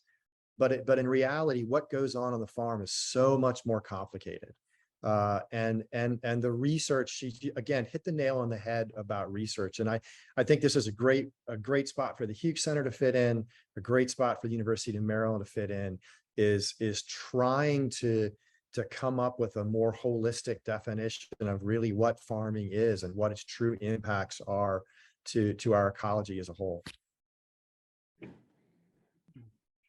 I will just jump in here and echo what Robert and Judy said. I think the sentiment a lot of the sentiment in the farm community is right now we hear about carbon credits as an incentive, but in the back of everybody's mind is when is it going to become punitive? In other words, if you don't do this practice or that practice, you're going to be penalized versus it being something that you get credit for or get paid for. And then the other part, messy, I think is the best word to describe how a lot of these programs are constituted and trying to determine where a particular farm fits in and how the credits are actually calculated, the credibility of, what does it actually mean? It's just a very, very messy process right now. I kind of like the idea that Greg mentioned of maybe farmers on a more holistic or wide scale should get credit for what they're doing, and that money go into more ag preservation or easements or things like that. So we have more open land and more opportunity for folks to farm. But right now it's just so messy that most farmers don't want to, the paperwork is not worth the money they're getting out of it at this point. So if I could ask our research partners here, if you'd like to pose a question, just lift your tent card so I can see you.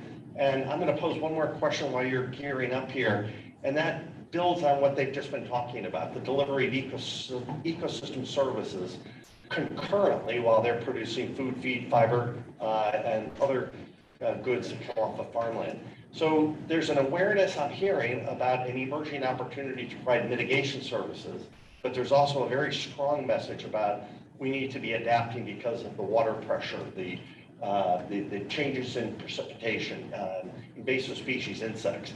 So I think I'm hearing that it's bigger than just adaptation. There might be some research questions around how do you quantify with certainty in a marketplace these ecosystem services, whether it's carbon sequestration.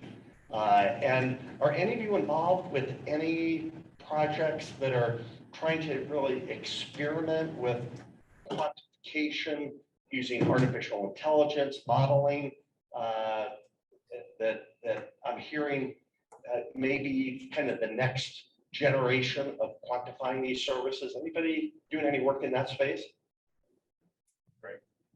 Right. So actually DNR researchers are, I guess they're ecological economists, have actually mapped out a number of the ecosystem services provided on a per property basis.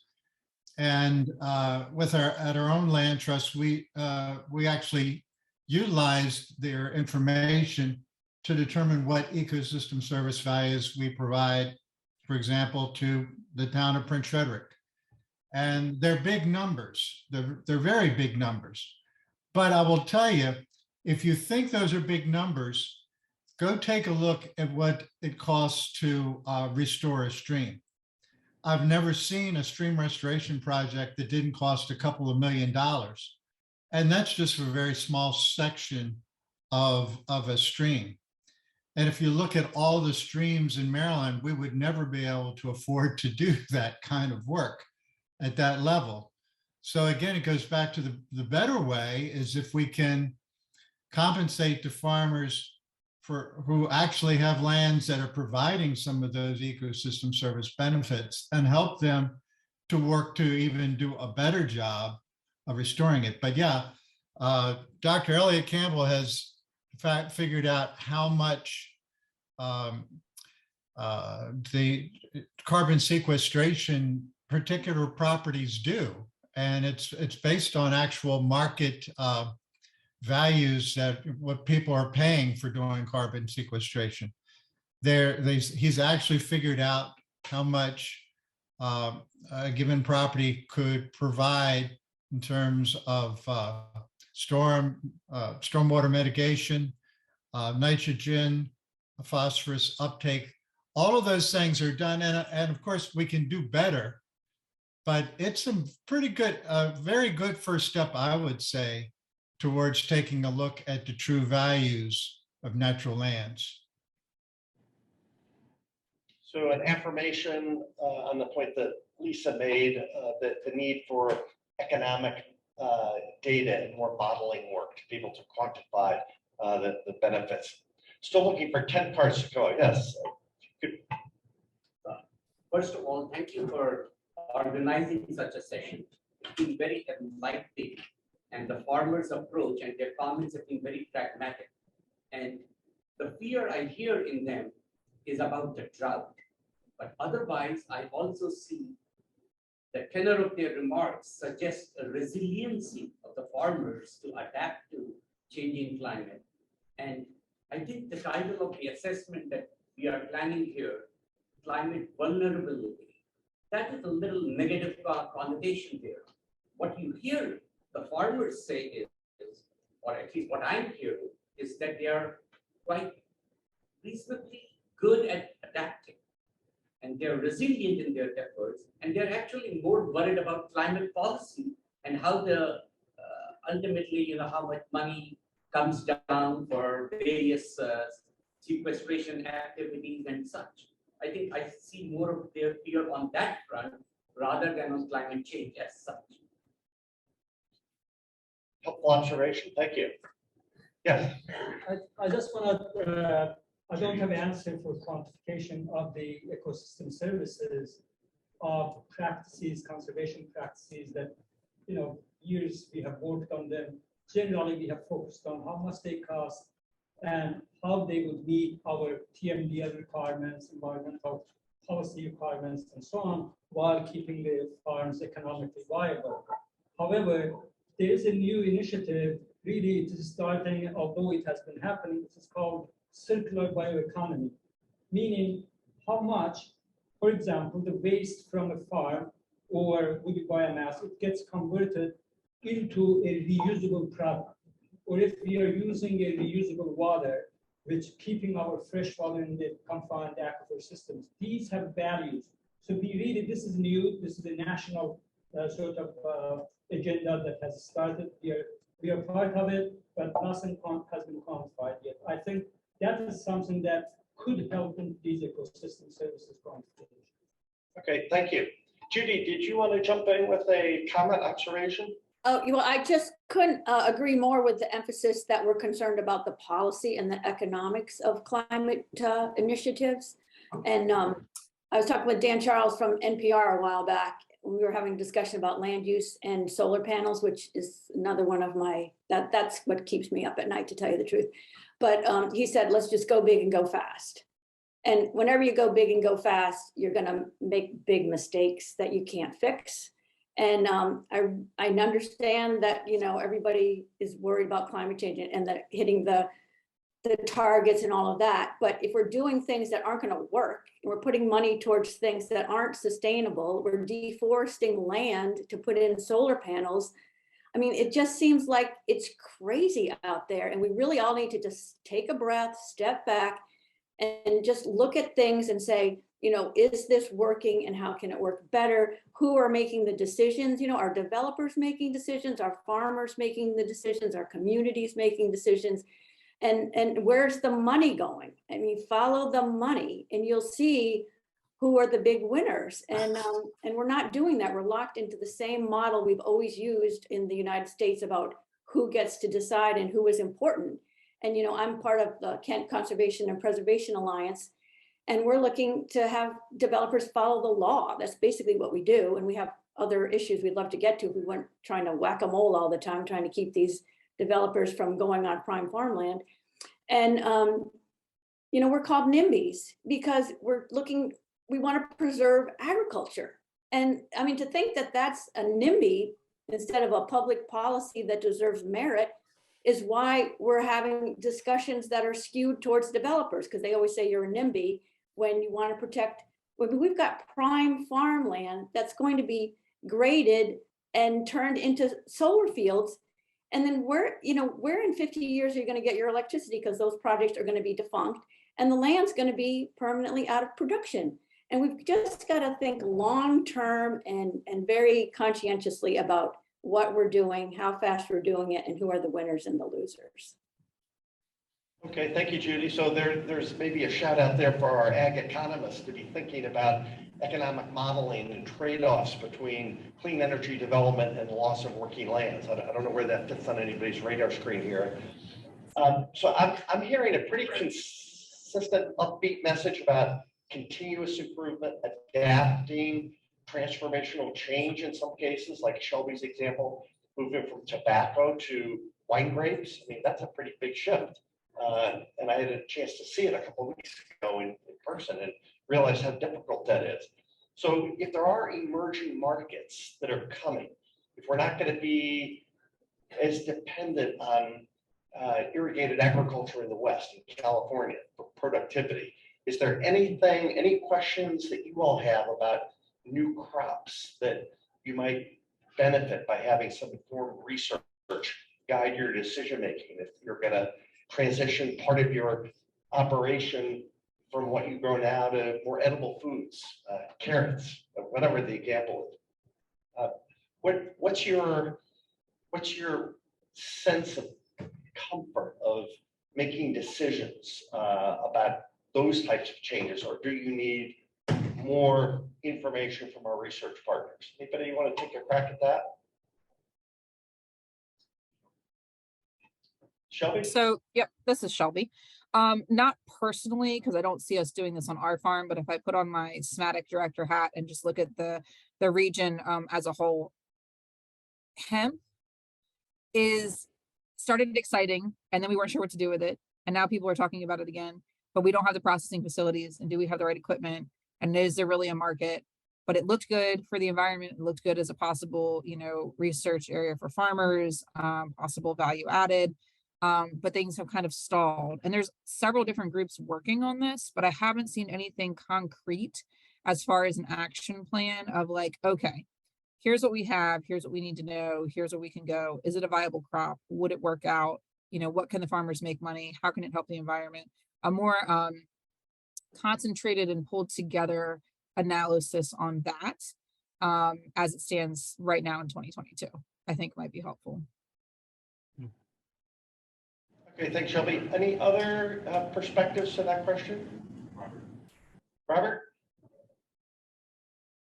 Yeah, I think we need sort of a multi-pronged approach. So initially, we have to concede, right, that row crop production and the poultry industry are the two largest drivers of our agricultural economy in the state of Maryland. And I think we need to at least look at those industries and see how we preserve and enhance them in a changing climate. However, we also need to imagine an agricultural future in Maryland that will be more diverse, as it's already becoming, and then look at alternative crops and whatnot within systems to help promote farmers to grow things that they can't even imagine that might work here in Maryland. Okay, I think we had a question in the back of the room there. Could I ask the panel if they would comment on the general question about farmers' financial security? Because when you talk about adaptation and there's a big financial input in that, and I'd like to be positive as well, but I'm very worried about the financial stability of any fund. I'm not sure, could you all hear that? It was a question about finances and both on adaptation measures and transformational trade for mitigation. What types of Financial security. needs do you have in that space? How do they feel about their financial security? Yeah, maybe more directly, how do you feel about your financial security? We'd like to take a crack at that.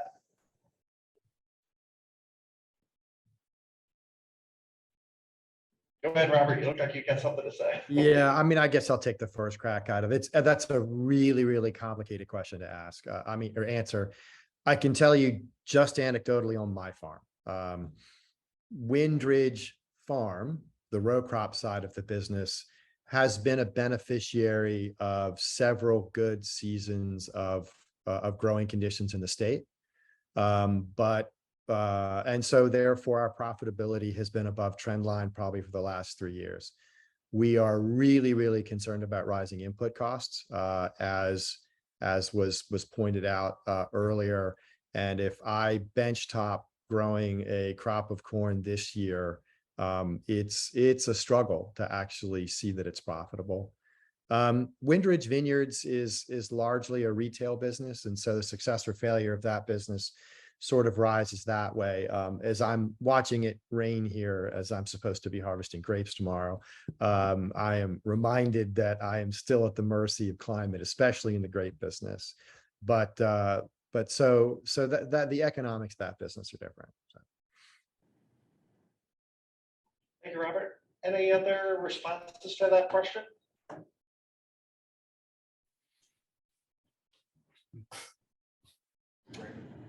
Greg? So, I mean, if you look at ag as an industry, there's perhaps a few more regulated industries that have so little control over input and what value is ascribed to the product once it comes out at the end of the line. You only do it because you love it and because you want to keep the land as a farm. So yeah, it's a tough industry and you got to love it to be a part of it. That's the bottom line. And that's because there's so many outside controls. Yeah, just to emphasize that we're price takers, most of us. So we have, like, as a dairy farmer, I have virtually no control over the price I get for milk. It's based on world weather and, the war in Ukraine and, a bajillion other things. So we have to be able to be resilient enough to deal with that and manage for the things you can control. I can control for quality and components in my milk and the volume, but I can't control anything for the price. And so we're price takers. And then the other thing I want to say is that the labeling issue of food is getting also out of control. So, you've got organic, regenerative organic, you've got conventional, that's free range chickens. I mean, every little niche is trying to get a label, and it's going to be so confusing to the consumer. And it's going to really even be impossible down the line to get any extra money for labeling because people just won't even know what they're buying, or they can't afford to buy a high price label because of inflation. So I just think we really also need to look at the consumer buying preferences, what it is they want, and how do we educate them to let them know that they're getting what they want. I mean, the labeling for some of these regenerative initiatives is mind-boggling. So that's just another flip of the coin when you talk about financing and farm finances, is the consumer acceptance of your product and willingness to pay for it. More great insight there. I'm hearing a continuing emphasis of diversification. We're already a diverse agricultural state, but maybe being more diverse. We've got challenges around what is it that we diversify into. So market analysis, research work is another consistent theme. Still looking for tent cards too. So if you have a question, pop your tent card up and we'll be sure to get you. We have about 5 minutes. Yes. Over. So vulnerability and adaptation are kind of timeline. So what's the decision timeline for different aspects of the industry? Capital costs or capital expenditures or whatever. Like, 1 year, 3 years, 5 years, decadal, that kind of thing. Yeah. Just to repeat, the question is, what about the timeline for some of these transformational changes that you're considering? What does it look like? 1, 3, 5, 10 years? How far are you looking out? And what's your planning horizon in terms of the timeline? Yeah, I guess I'll offer a comment there. I think it's a two-part response I would have. Most folks are looking at how they're going to survive this year. So, the immediate timeline, but when they're planning, typically it's a 5 to 10 year period that you're looking at planning out, particularly for, one thing that's changed fairly dramatically in the agricultural industry is that, the price of equipment, the economy of scale has gotten much bigger. An average grain farm, if you're a full-time producer, you're looking at typically over $1 million at least in used capital equipment just to get started. And typically it's more between $2 and $3 million. So when you're considering those long-term investments, it's something you look at over a longer horizon. So, yeah. Other comments? Right. Yeah. Greg, go ahead.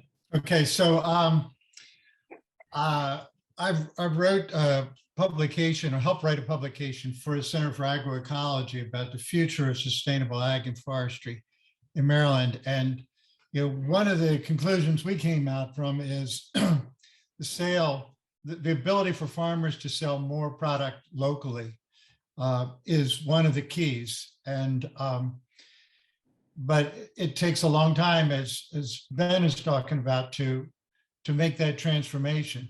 And one of the best tools that was in Maryland for a long period of time after the tobacco buyout program was, and probably still is, Southern Maryland Ag Development Commission, because they helped the farmers make that transition.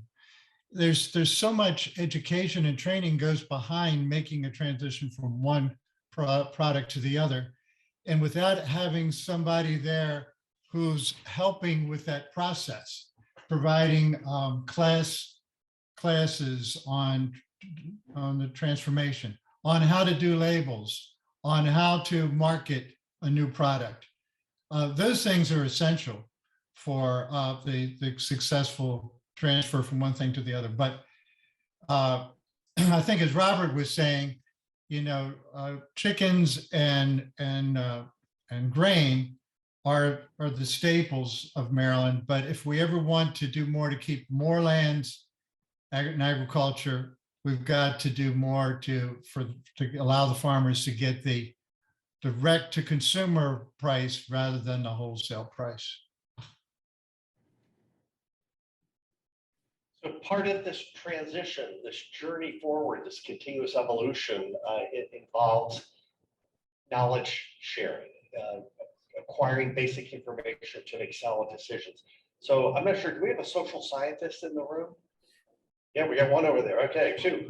I've found their contributions to this ongoing puzzle that we're solving to be critically important. And more than anything, I've come to understand that farmers first learn from other farmers. So the experiences that they've had among themselves need to be supported and replicated as well and scaled up. So is there one last burning question from our research partners? Or any closing comment that just popped into the head of any of our producers, a key point you'd like to make before we wrap up? Okay, well, hearing none, thank you so much for taking an hour plus out of your day today to be with us. This is not a one and done. We'll be back in touch because we want to be sure that all of our work is grounded in your experiences. So we're actually co-creating this work with farmers, researchers, and other partners working together. So thank you all for your contributions today. Okay.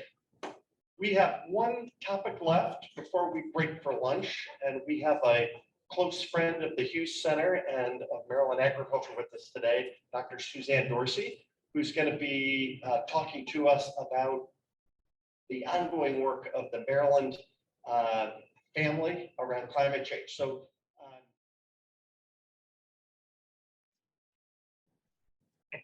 hey, good afternoon. So as usual with farmers, that just makes me rewrite my entire statement here. So thank you for being here. Thank you for allowing me to be here. And I really, Ernie, if you're not too insulted, because you are one of the best facilitators that I know, I want to make this much more of an engagement than a one-way speech, because I think you heard some really important comments from our farmers, and that should really shape the direction of our thinking. So if there is no other take home, the theme that I want to emphasize today is that agriculture really is at the crossroads of mitigation and adaptation. And we have to be thinking really carefully about the role of farmers. I think there's some important decisions that farmers need to be at the table. Judy asked a question about, who's making these decisions. I think that's a really important question. And the bottom line is, it's important for you all to know that Maryland is at the forefront of climate policy. We're not behind, we're in the lead. We are more progressive or aggressive, depending on where you fall on political lines, than California. We were already rated #1 in the nation for greenhouse gas reduction while maintaining our GDP. We have some of the brightest minds globally sitting at this table. So who is making the decisions? Where are things happening? I want to point out, we already mentioned Elliot Campbell, but Alicia Mulkey and Dr. Rachel Lamb as well. These three people are really helping us determine those ecosystem benefits. They're helping to quantify. We're having complex conversations about the role of equity. We're having complex conversations about how do we quantify effectively, and what is the role when there's cost share. So if there's cost share, and that allows you to have a cover crop, do you then get to get the carbon benefit? Do you get to sell the carbon? I kind of think yes. I'll tilt my hand here a little bit. But those are really important questions, because on the other side of that question is that criticism of greenwashing. You already got paid for this when you got the cost share. So should you get paid again? So these are really complex, heady questions. And the three people sitting right here are really delving into those questions. So I really want to call your attention to them. I also want to call your attention to the excellent summary that the Hughes Center did about 3 really important climate legislations. And these are state legislation. I'm not talking about the infrastructure bill or the IRA, the Inflation Reduction Act. I'm talking about Climate Solutions Now, the 5 million trees, and the Conservation Finance Act. If you want to know where and how we will be quantifying carbon, it's in the Conservation Finance Act. There's a new Blue and Green Infrastructure Commission that's being put forward. And a lot of the questions that we will address in terms of quantification will be right there in that commission. So, there's a lot of doom and gloom out there around climate change. And I have to admit that every day when I wake up, I don't want to focus on the doom and gloom. I really, what inspires me, what keeps me going, and you heard it today, is resilience and opportunity. To me, I see climate change as an opportunity to restructure and redesign our culture and how we live on this earth. And oh my God, farmers need to be at the table for this. I see a future when we're addressing climate change that is greener, that has abundant, fruitful working lands, where communities are restructured, where we're dealing with stormwater, where we're dealing with the resiliency risks that we face, intense weather vulnerabilities. I look at what happened in Pakistan, a third of the nation underwater. Are we ready for that? That could be our reality in Maryland. Are we ready? What does that mean to the agriculture sector if a third of our farmland was underwater? What are we doing to prepare for that vulnerability, even as we're working towards a way of living that is, most importantly, more equitable? It's really rethinking where we have invested and where we haven't invested, and where we have an investment deficit, particular communities throughout our state and frankly throughout our nation.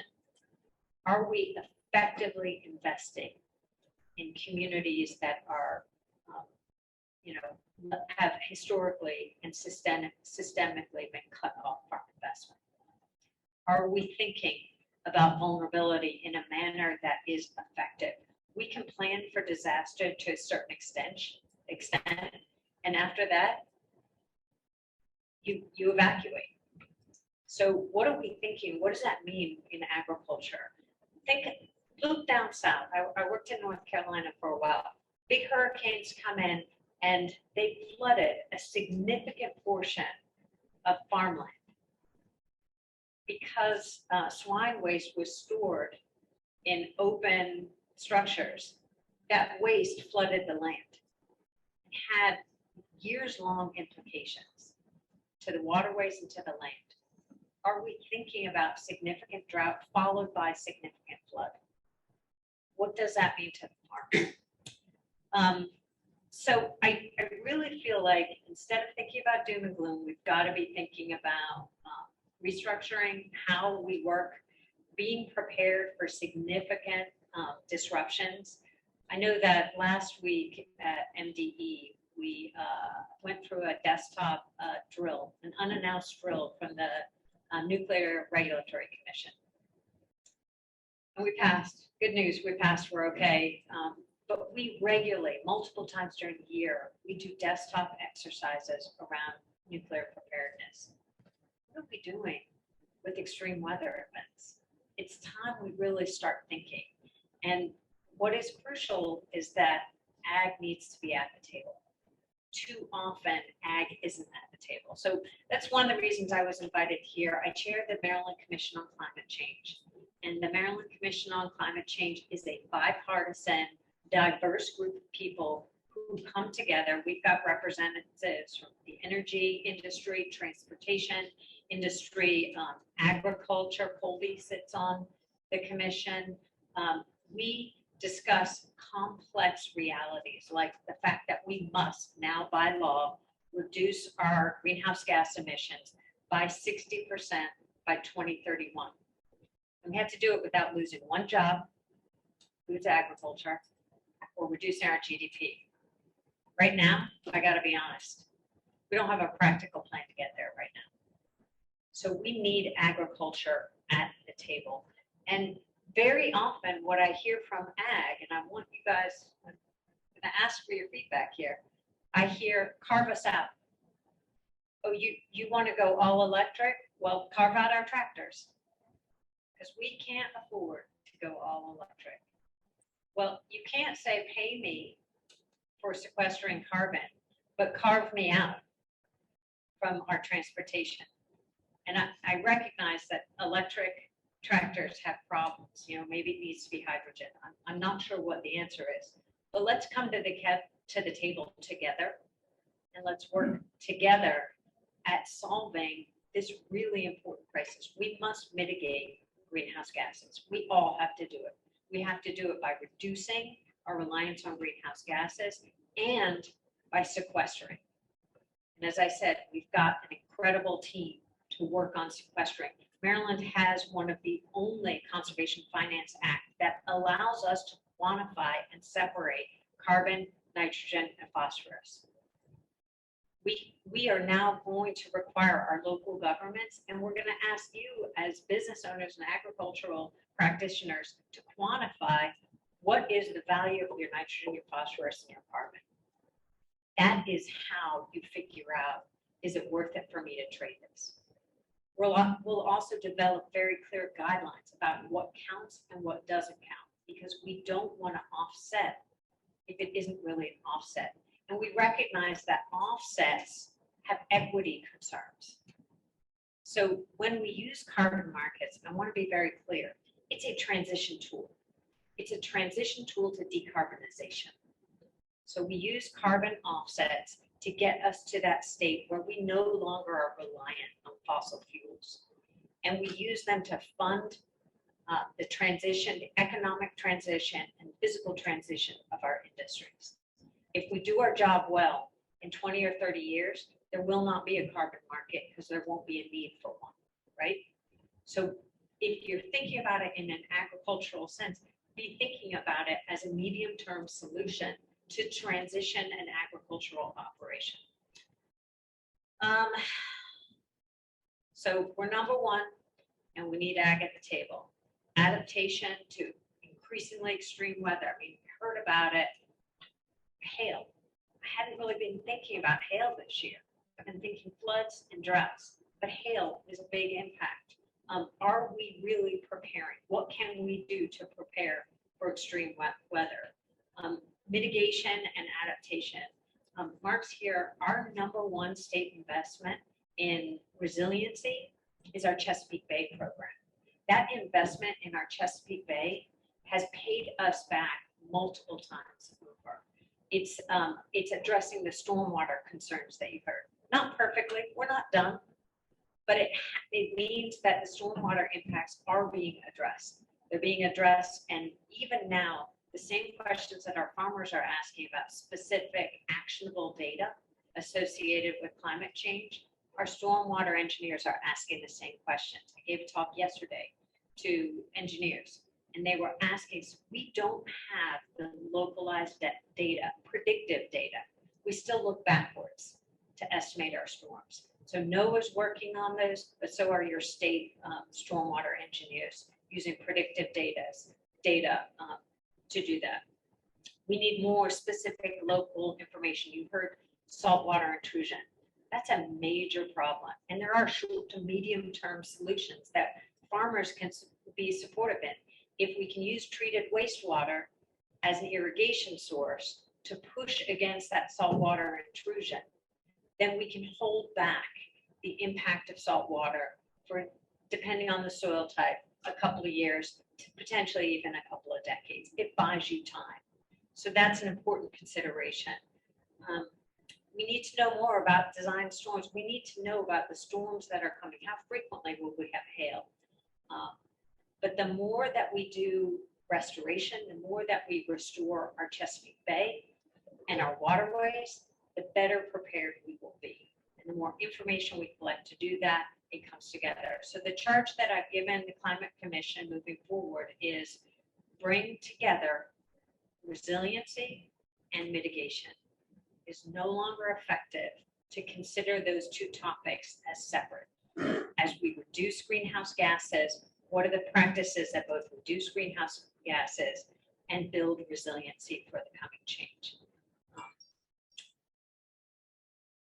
And participation. We need you at the table. I told you the three most important people sitting right here. Let them know what your concerns are. Talk to them about what the decisions that we are making today about carbon policy. And will there be a combination of regulation and incentives? Yes. But will we keep at the forefront of our mind the importance of agriculture and working lands in our state? Absolutely. we inherently know that in the state of Maryland, that working lands and open space is a part of our culture and it's part of our well-being. And to Adele's point, that circular economy, I got to tell you, it's not an optimal circular economy, but the chicken industry is pretty darn close. We've got to work more on that circular economy. So don't just think about issues in silos. We have communities that concentrate nutrients, and we have farms that need nutrients. How do we optimize the transport of those nutrients to those farms and the use of those nutrients on our farms? Let's not depend on synthetic nutrients if we can help it. And let's make sure that we are using the nutrients that are here within our system effectively and efficiently, and in a manner that doesn't have runoff into our Chesapeake Bay ecosystem. So those are some of the thoughts that I have, but I want to invite you to challenge me, and I might, Elliot, Rachel, Alicia, I might pull you in, but I want to invite your questions about the Climate Commission, the work that it does. It is working on solar. It is working on the grid. It is working on adaptation resiliency. It is working on science and technical concepts, and it is working on mitigation. And we have incredibly difficult, challenging targets in front of us. And agriculture's got to be a part of this, not sitting to the side, not advocating for carve-outs. I'm not saying that we won't carve out, but you've got to be a productive part of the conversation. Because together as a society, we've got to build that future that's greener, that's bluer, that is more equitable, and that makes sure that we survive and thrive into a changing climate. I'll start with a question. Yeah. So do you want to tell this group that's mostly researchers, like what are the opportunities for them? What would be a way, what are the opportunities for them?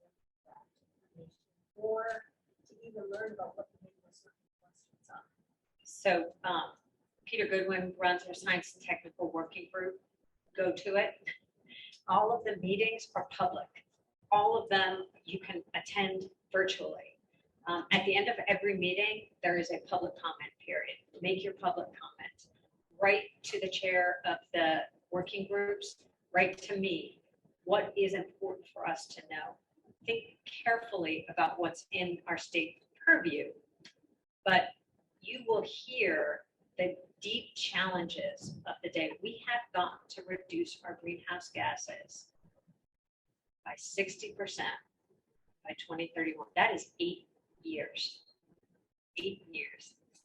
I just want to say that since I'm a member of the Science and Tech Working Group, it is easy. Lots of times the challenge has been really to quantify the agriculture part reduction and so on, because it's a very complex system compared to air pollution. It's much easier to say, well, if we convert this many cars, how much carbon dioxide will we reduce? So there is a challenge in there with that group. And we are looking for all sorts of help and information in that group. So please attend. Provide you, and in general it is hybrid, so in person and Zoom, provide your expertise and ideas, and Peter Goodwin is great chair that he's been. Thank you. Yes, sir. Suzanne, that was a very inspirational talk, and the questions are great, but the same questions were asked 5 years ago, and we'll ask the same questions 5 years hence. So the answers are the challenging part. The questions are the easy part to ask, and you ask them every decadal assessments and IPCC assessments. The challenge is really in getting Maryland-specific answers. And I didn't see any sort of trust in any of your remarks that were pointing us in that direction. So the Maryland-specific data in terms of predictive weather data that I am aware of is the NOAA Atlas 14 data. Are you familiar with that? Yes. Good, because you probably know more about it than I do. When I spoke to researchers at the University of Maryland who are involved with NOAA development of that, they assure me, because I hear 14, and then I find out it stands for 2014, and I get a little concerned. But I'm being assured that those are forward-looking predictive tools. So that's what we have. If we need more, then help me, because I need to be able to, and I can influence up. I can go to our federal agencies and say, here's what we need. Help me to articulate it. Remember, your leadership, very rarely are we singular experts. So if we want to accomplish something and we require, let's say, federal government involvement, we need to be able to articulate that in about 3 sentences. So, you know, if you give me 6 primary literature journals to read and, 10-page synopsis, forget about it. But if you give me, I need, and then 3 sentences or 3 bullet points, that I can push. So very often, and my staff hears this all the time, really long reports are useless. I mean, look at in the federal government, NEPA, these environmental reports and planning. I think they're really important. Please don't, we need to be able to look at impact to the environment from every different aspect. But does anybody actually read those reports? It's the conclusion and the synthesis that matter. So really help leadership understand, don't get too complicated, keep it simple, straightforward, and what is the ask? On the issue of solutions, Maryland, I think, seems to be doing pretty well in terms of wind power going forward. But one of the things that came up in the panel was this conflict with solar and land use. And am I being too cynical to think that developers could use solar as a way of getting control of agricultural land that after 10 or 15 years then goes into other developments? And what are your thoughts on how solar should be deployed much more widely in Maryland, how that can be done with the land use conflict? Agrivoltaics. So quite honestly, again, if we divide ourselves in camps that are intransigent, no solar on farmland ever, and we must have farmland and convert it to solar, otherwise we won't meet our 60/30 goals. Both can be right at the same time. So we value so much working lands. Where is common ground? Where can we work together? And I think, too long, the solar engineers and the solar companies have said, nope, one size fits all. We're going to decimate your working lands, put up these solar farms that do nothing. Oh, well, maybe we'll let you put some, flowers underneath for pollinator gardens. That makes good PR. Let's push. Maryland is at the forefront of climate change policy. That means that we have an outsized influence on the industry. Let's push the solar industry hard. Let's stop saying that it can only be solar. We know that with a changing climate and increased temperatures, that shading crops may increase productivity. How can we effectively, efficiently build agrivoltaics into our practices? And what's the economics behind it? So there's a lot of questions, but there is room for innovative, creative problem solving here. And again, where we run into problems when you get to the either or thinking, it's got to be a both and. How can we help farmers benefit economically, even while we are innovating from a technology side of things? It's a perfect place to do it. Yes. I was just going to say on the agrivoltaics, just with the stuff I look at in agroforestry, I think health and wellness, when we grow plants and crops, I think some of that needs to be focused on the health and wellness end with things that are shade tolerant that would grow under solar panels. I have one farm partner, we started dabbling in medicinal herbaceous species, bare perennials that are really incredibly limited year browse, which to say in Maryland, that's a miracle, but shade tolerant. And some of these things, I think, to just work the soil up to get it manageable versus what I deal with on farm and forest landscapes, I don't think doing a little bit of research, like we planted golden seal, Lacko, Oshkosh, or, even though I didn't forestry, I kind of take our forest people off because I dabble in some non-timber. But those niches are the things that you can fill. And with Florida climate, when I go to land, I just think about you have to maximize the productivity of every inch of that land. And how you do that is through diversity, and that's where you also get your resiliency. So there are edges and little niches on farmland that we can think of things to get there that are perennial, that you don't go and clear every year, that don't have the inputs that you need. And then just off topic, but biofuels, I've always just been, I deal with invasives a lot. And another group I take off is the invasive plant community. Because some of them, I'm just looking at it and can we make a biofuel out of some of it? I don't know. It just seems like we're spraying and spraying and spraying. It's just lots of energy you're putting into the land. And with some of these invasive species, I don't see that much headway. We have so many to deal with. But I think even those plants that are a problem, Mother Nature, I mean, there's a lot of smart people here, but Mother Nature is going to kick our butt over and over. You have to adapt and use some of these things that we screwed up a century or two ago and brought in. I just, you know, you got to really get more outside the box, I think, to deal with something. Love it. So, Ernie, Kate, agrivoltaics. We need to know what works in Maryland, and they're not just the stationary agrivoltaics, but the ones that are on wheels and move. Man, it would be really nice for the research centers to be able to give guidance in terms of what works, what doesn't work. As far as forestry and biofuels, yeah, biofuels are a little complicated.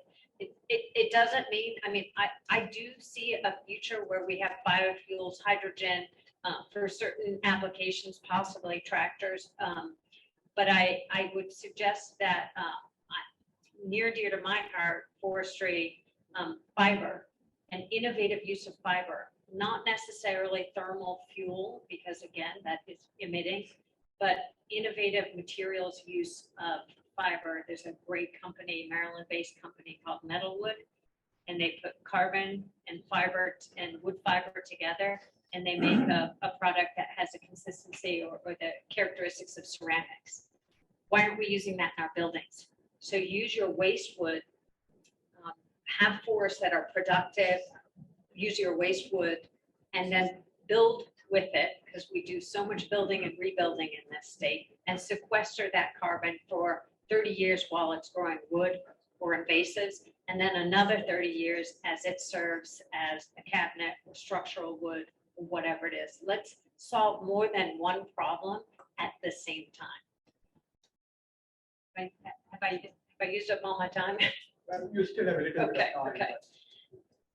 Can I make a comment, Suzanne? Yes, real please. quick? Yes, please. I know you have pointed to your three very important people right there who are looking into, potential of ag land as it relates to carbon emission and carbon sequestration. And I also know that they are part of a team that is actually going to develop a methodology. And they are proposing that University of Maryland is actually going to invest money into their projects.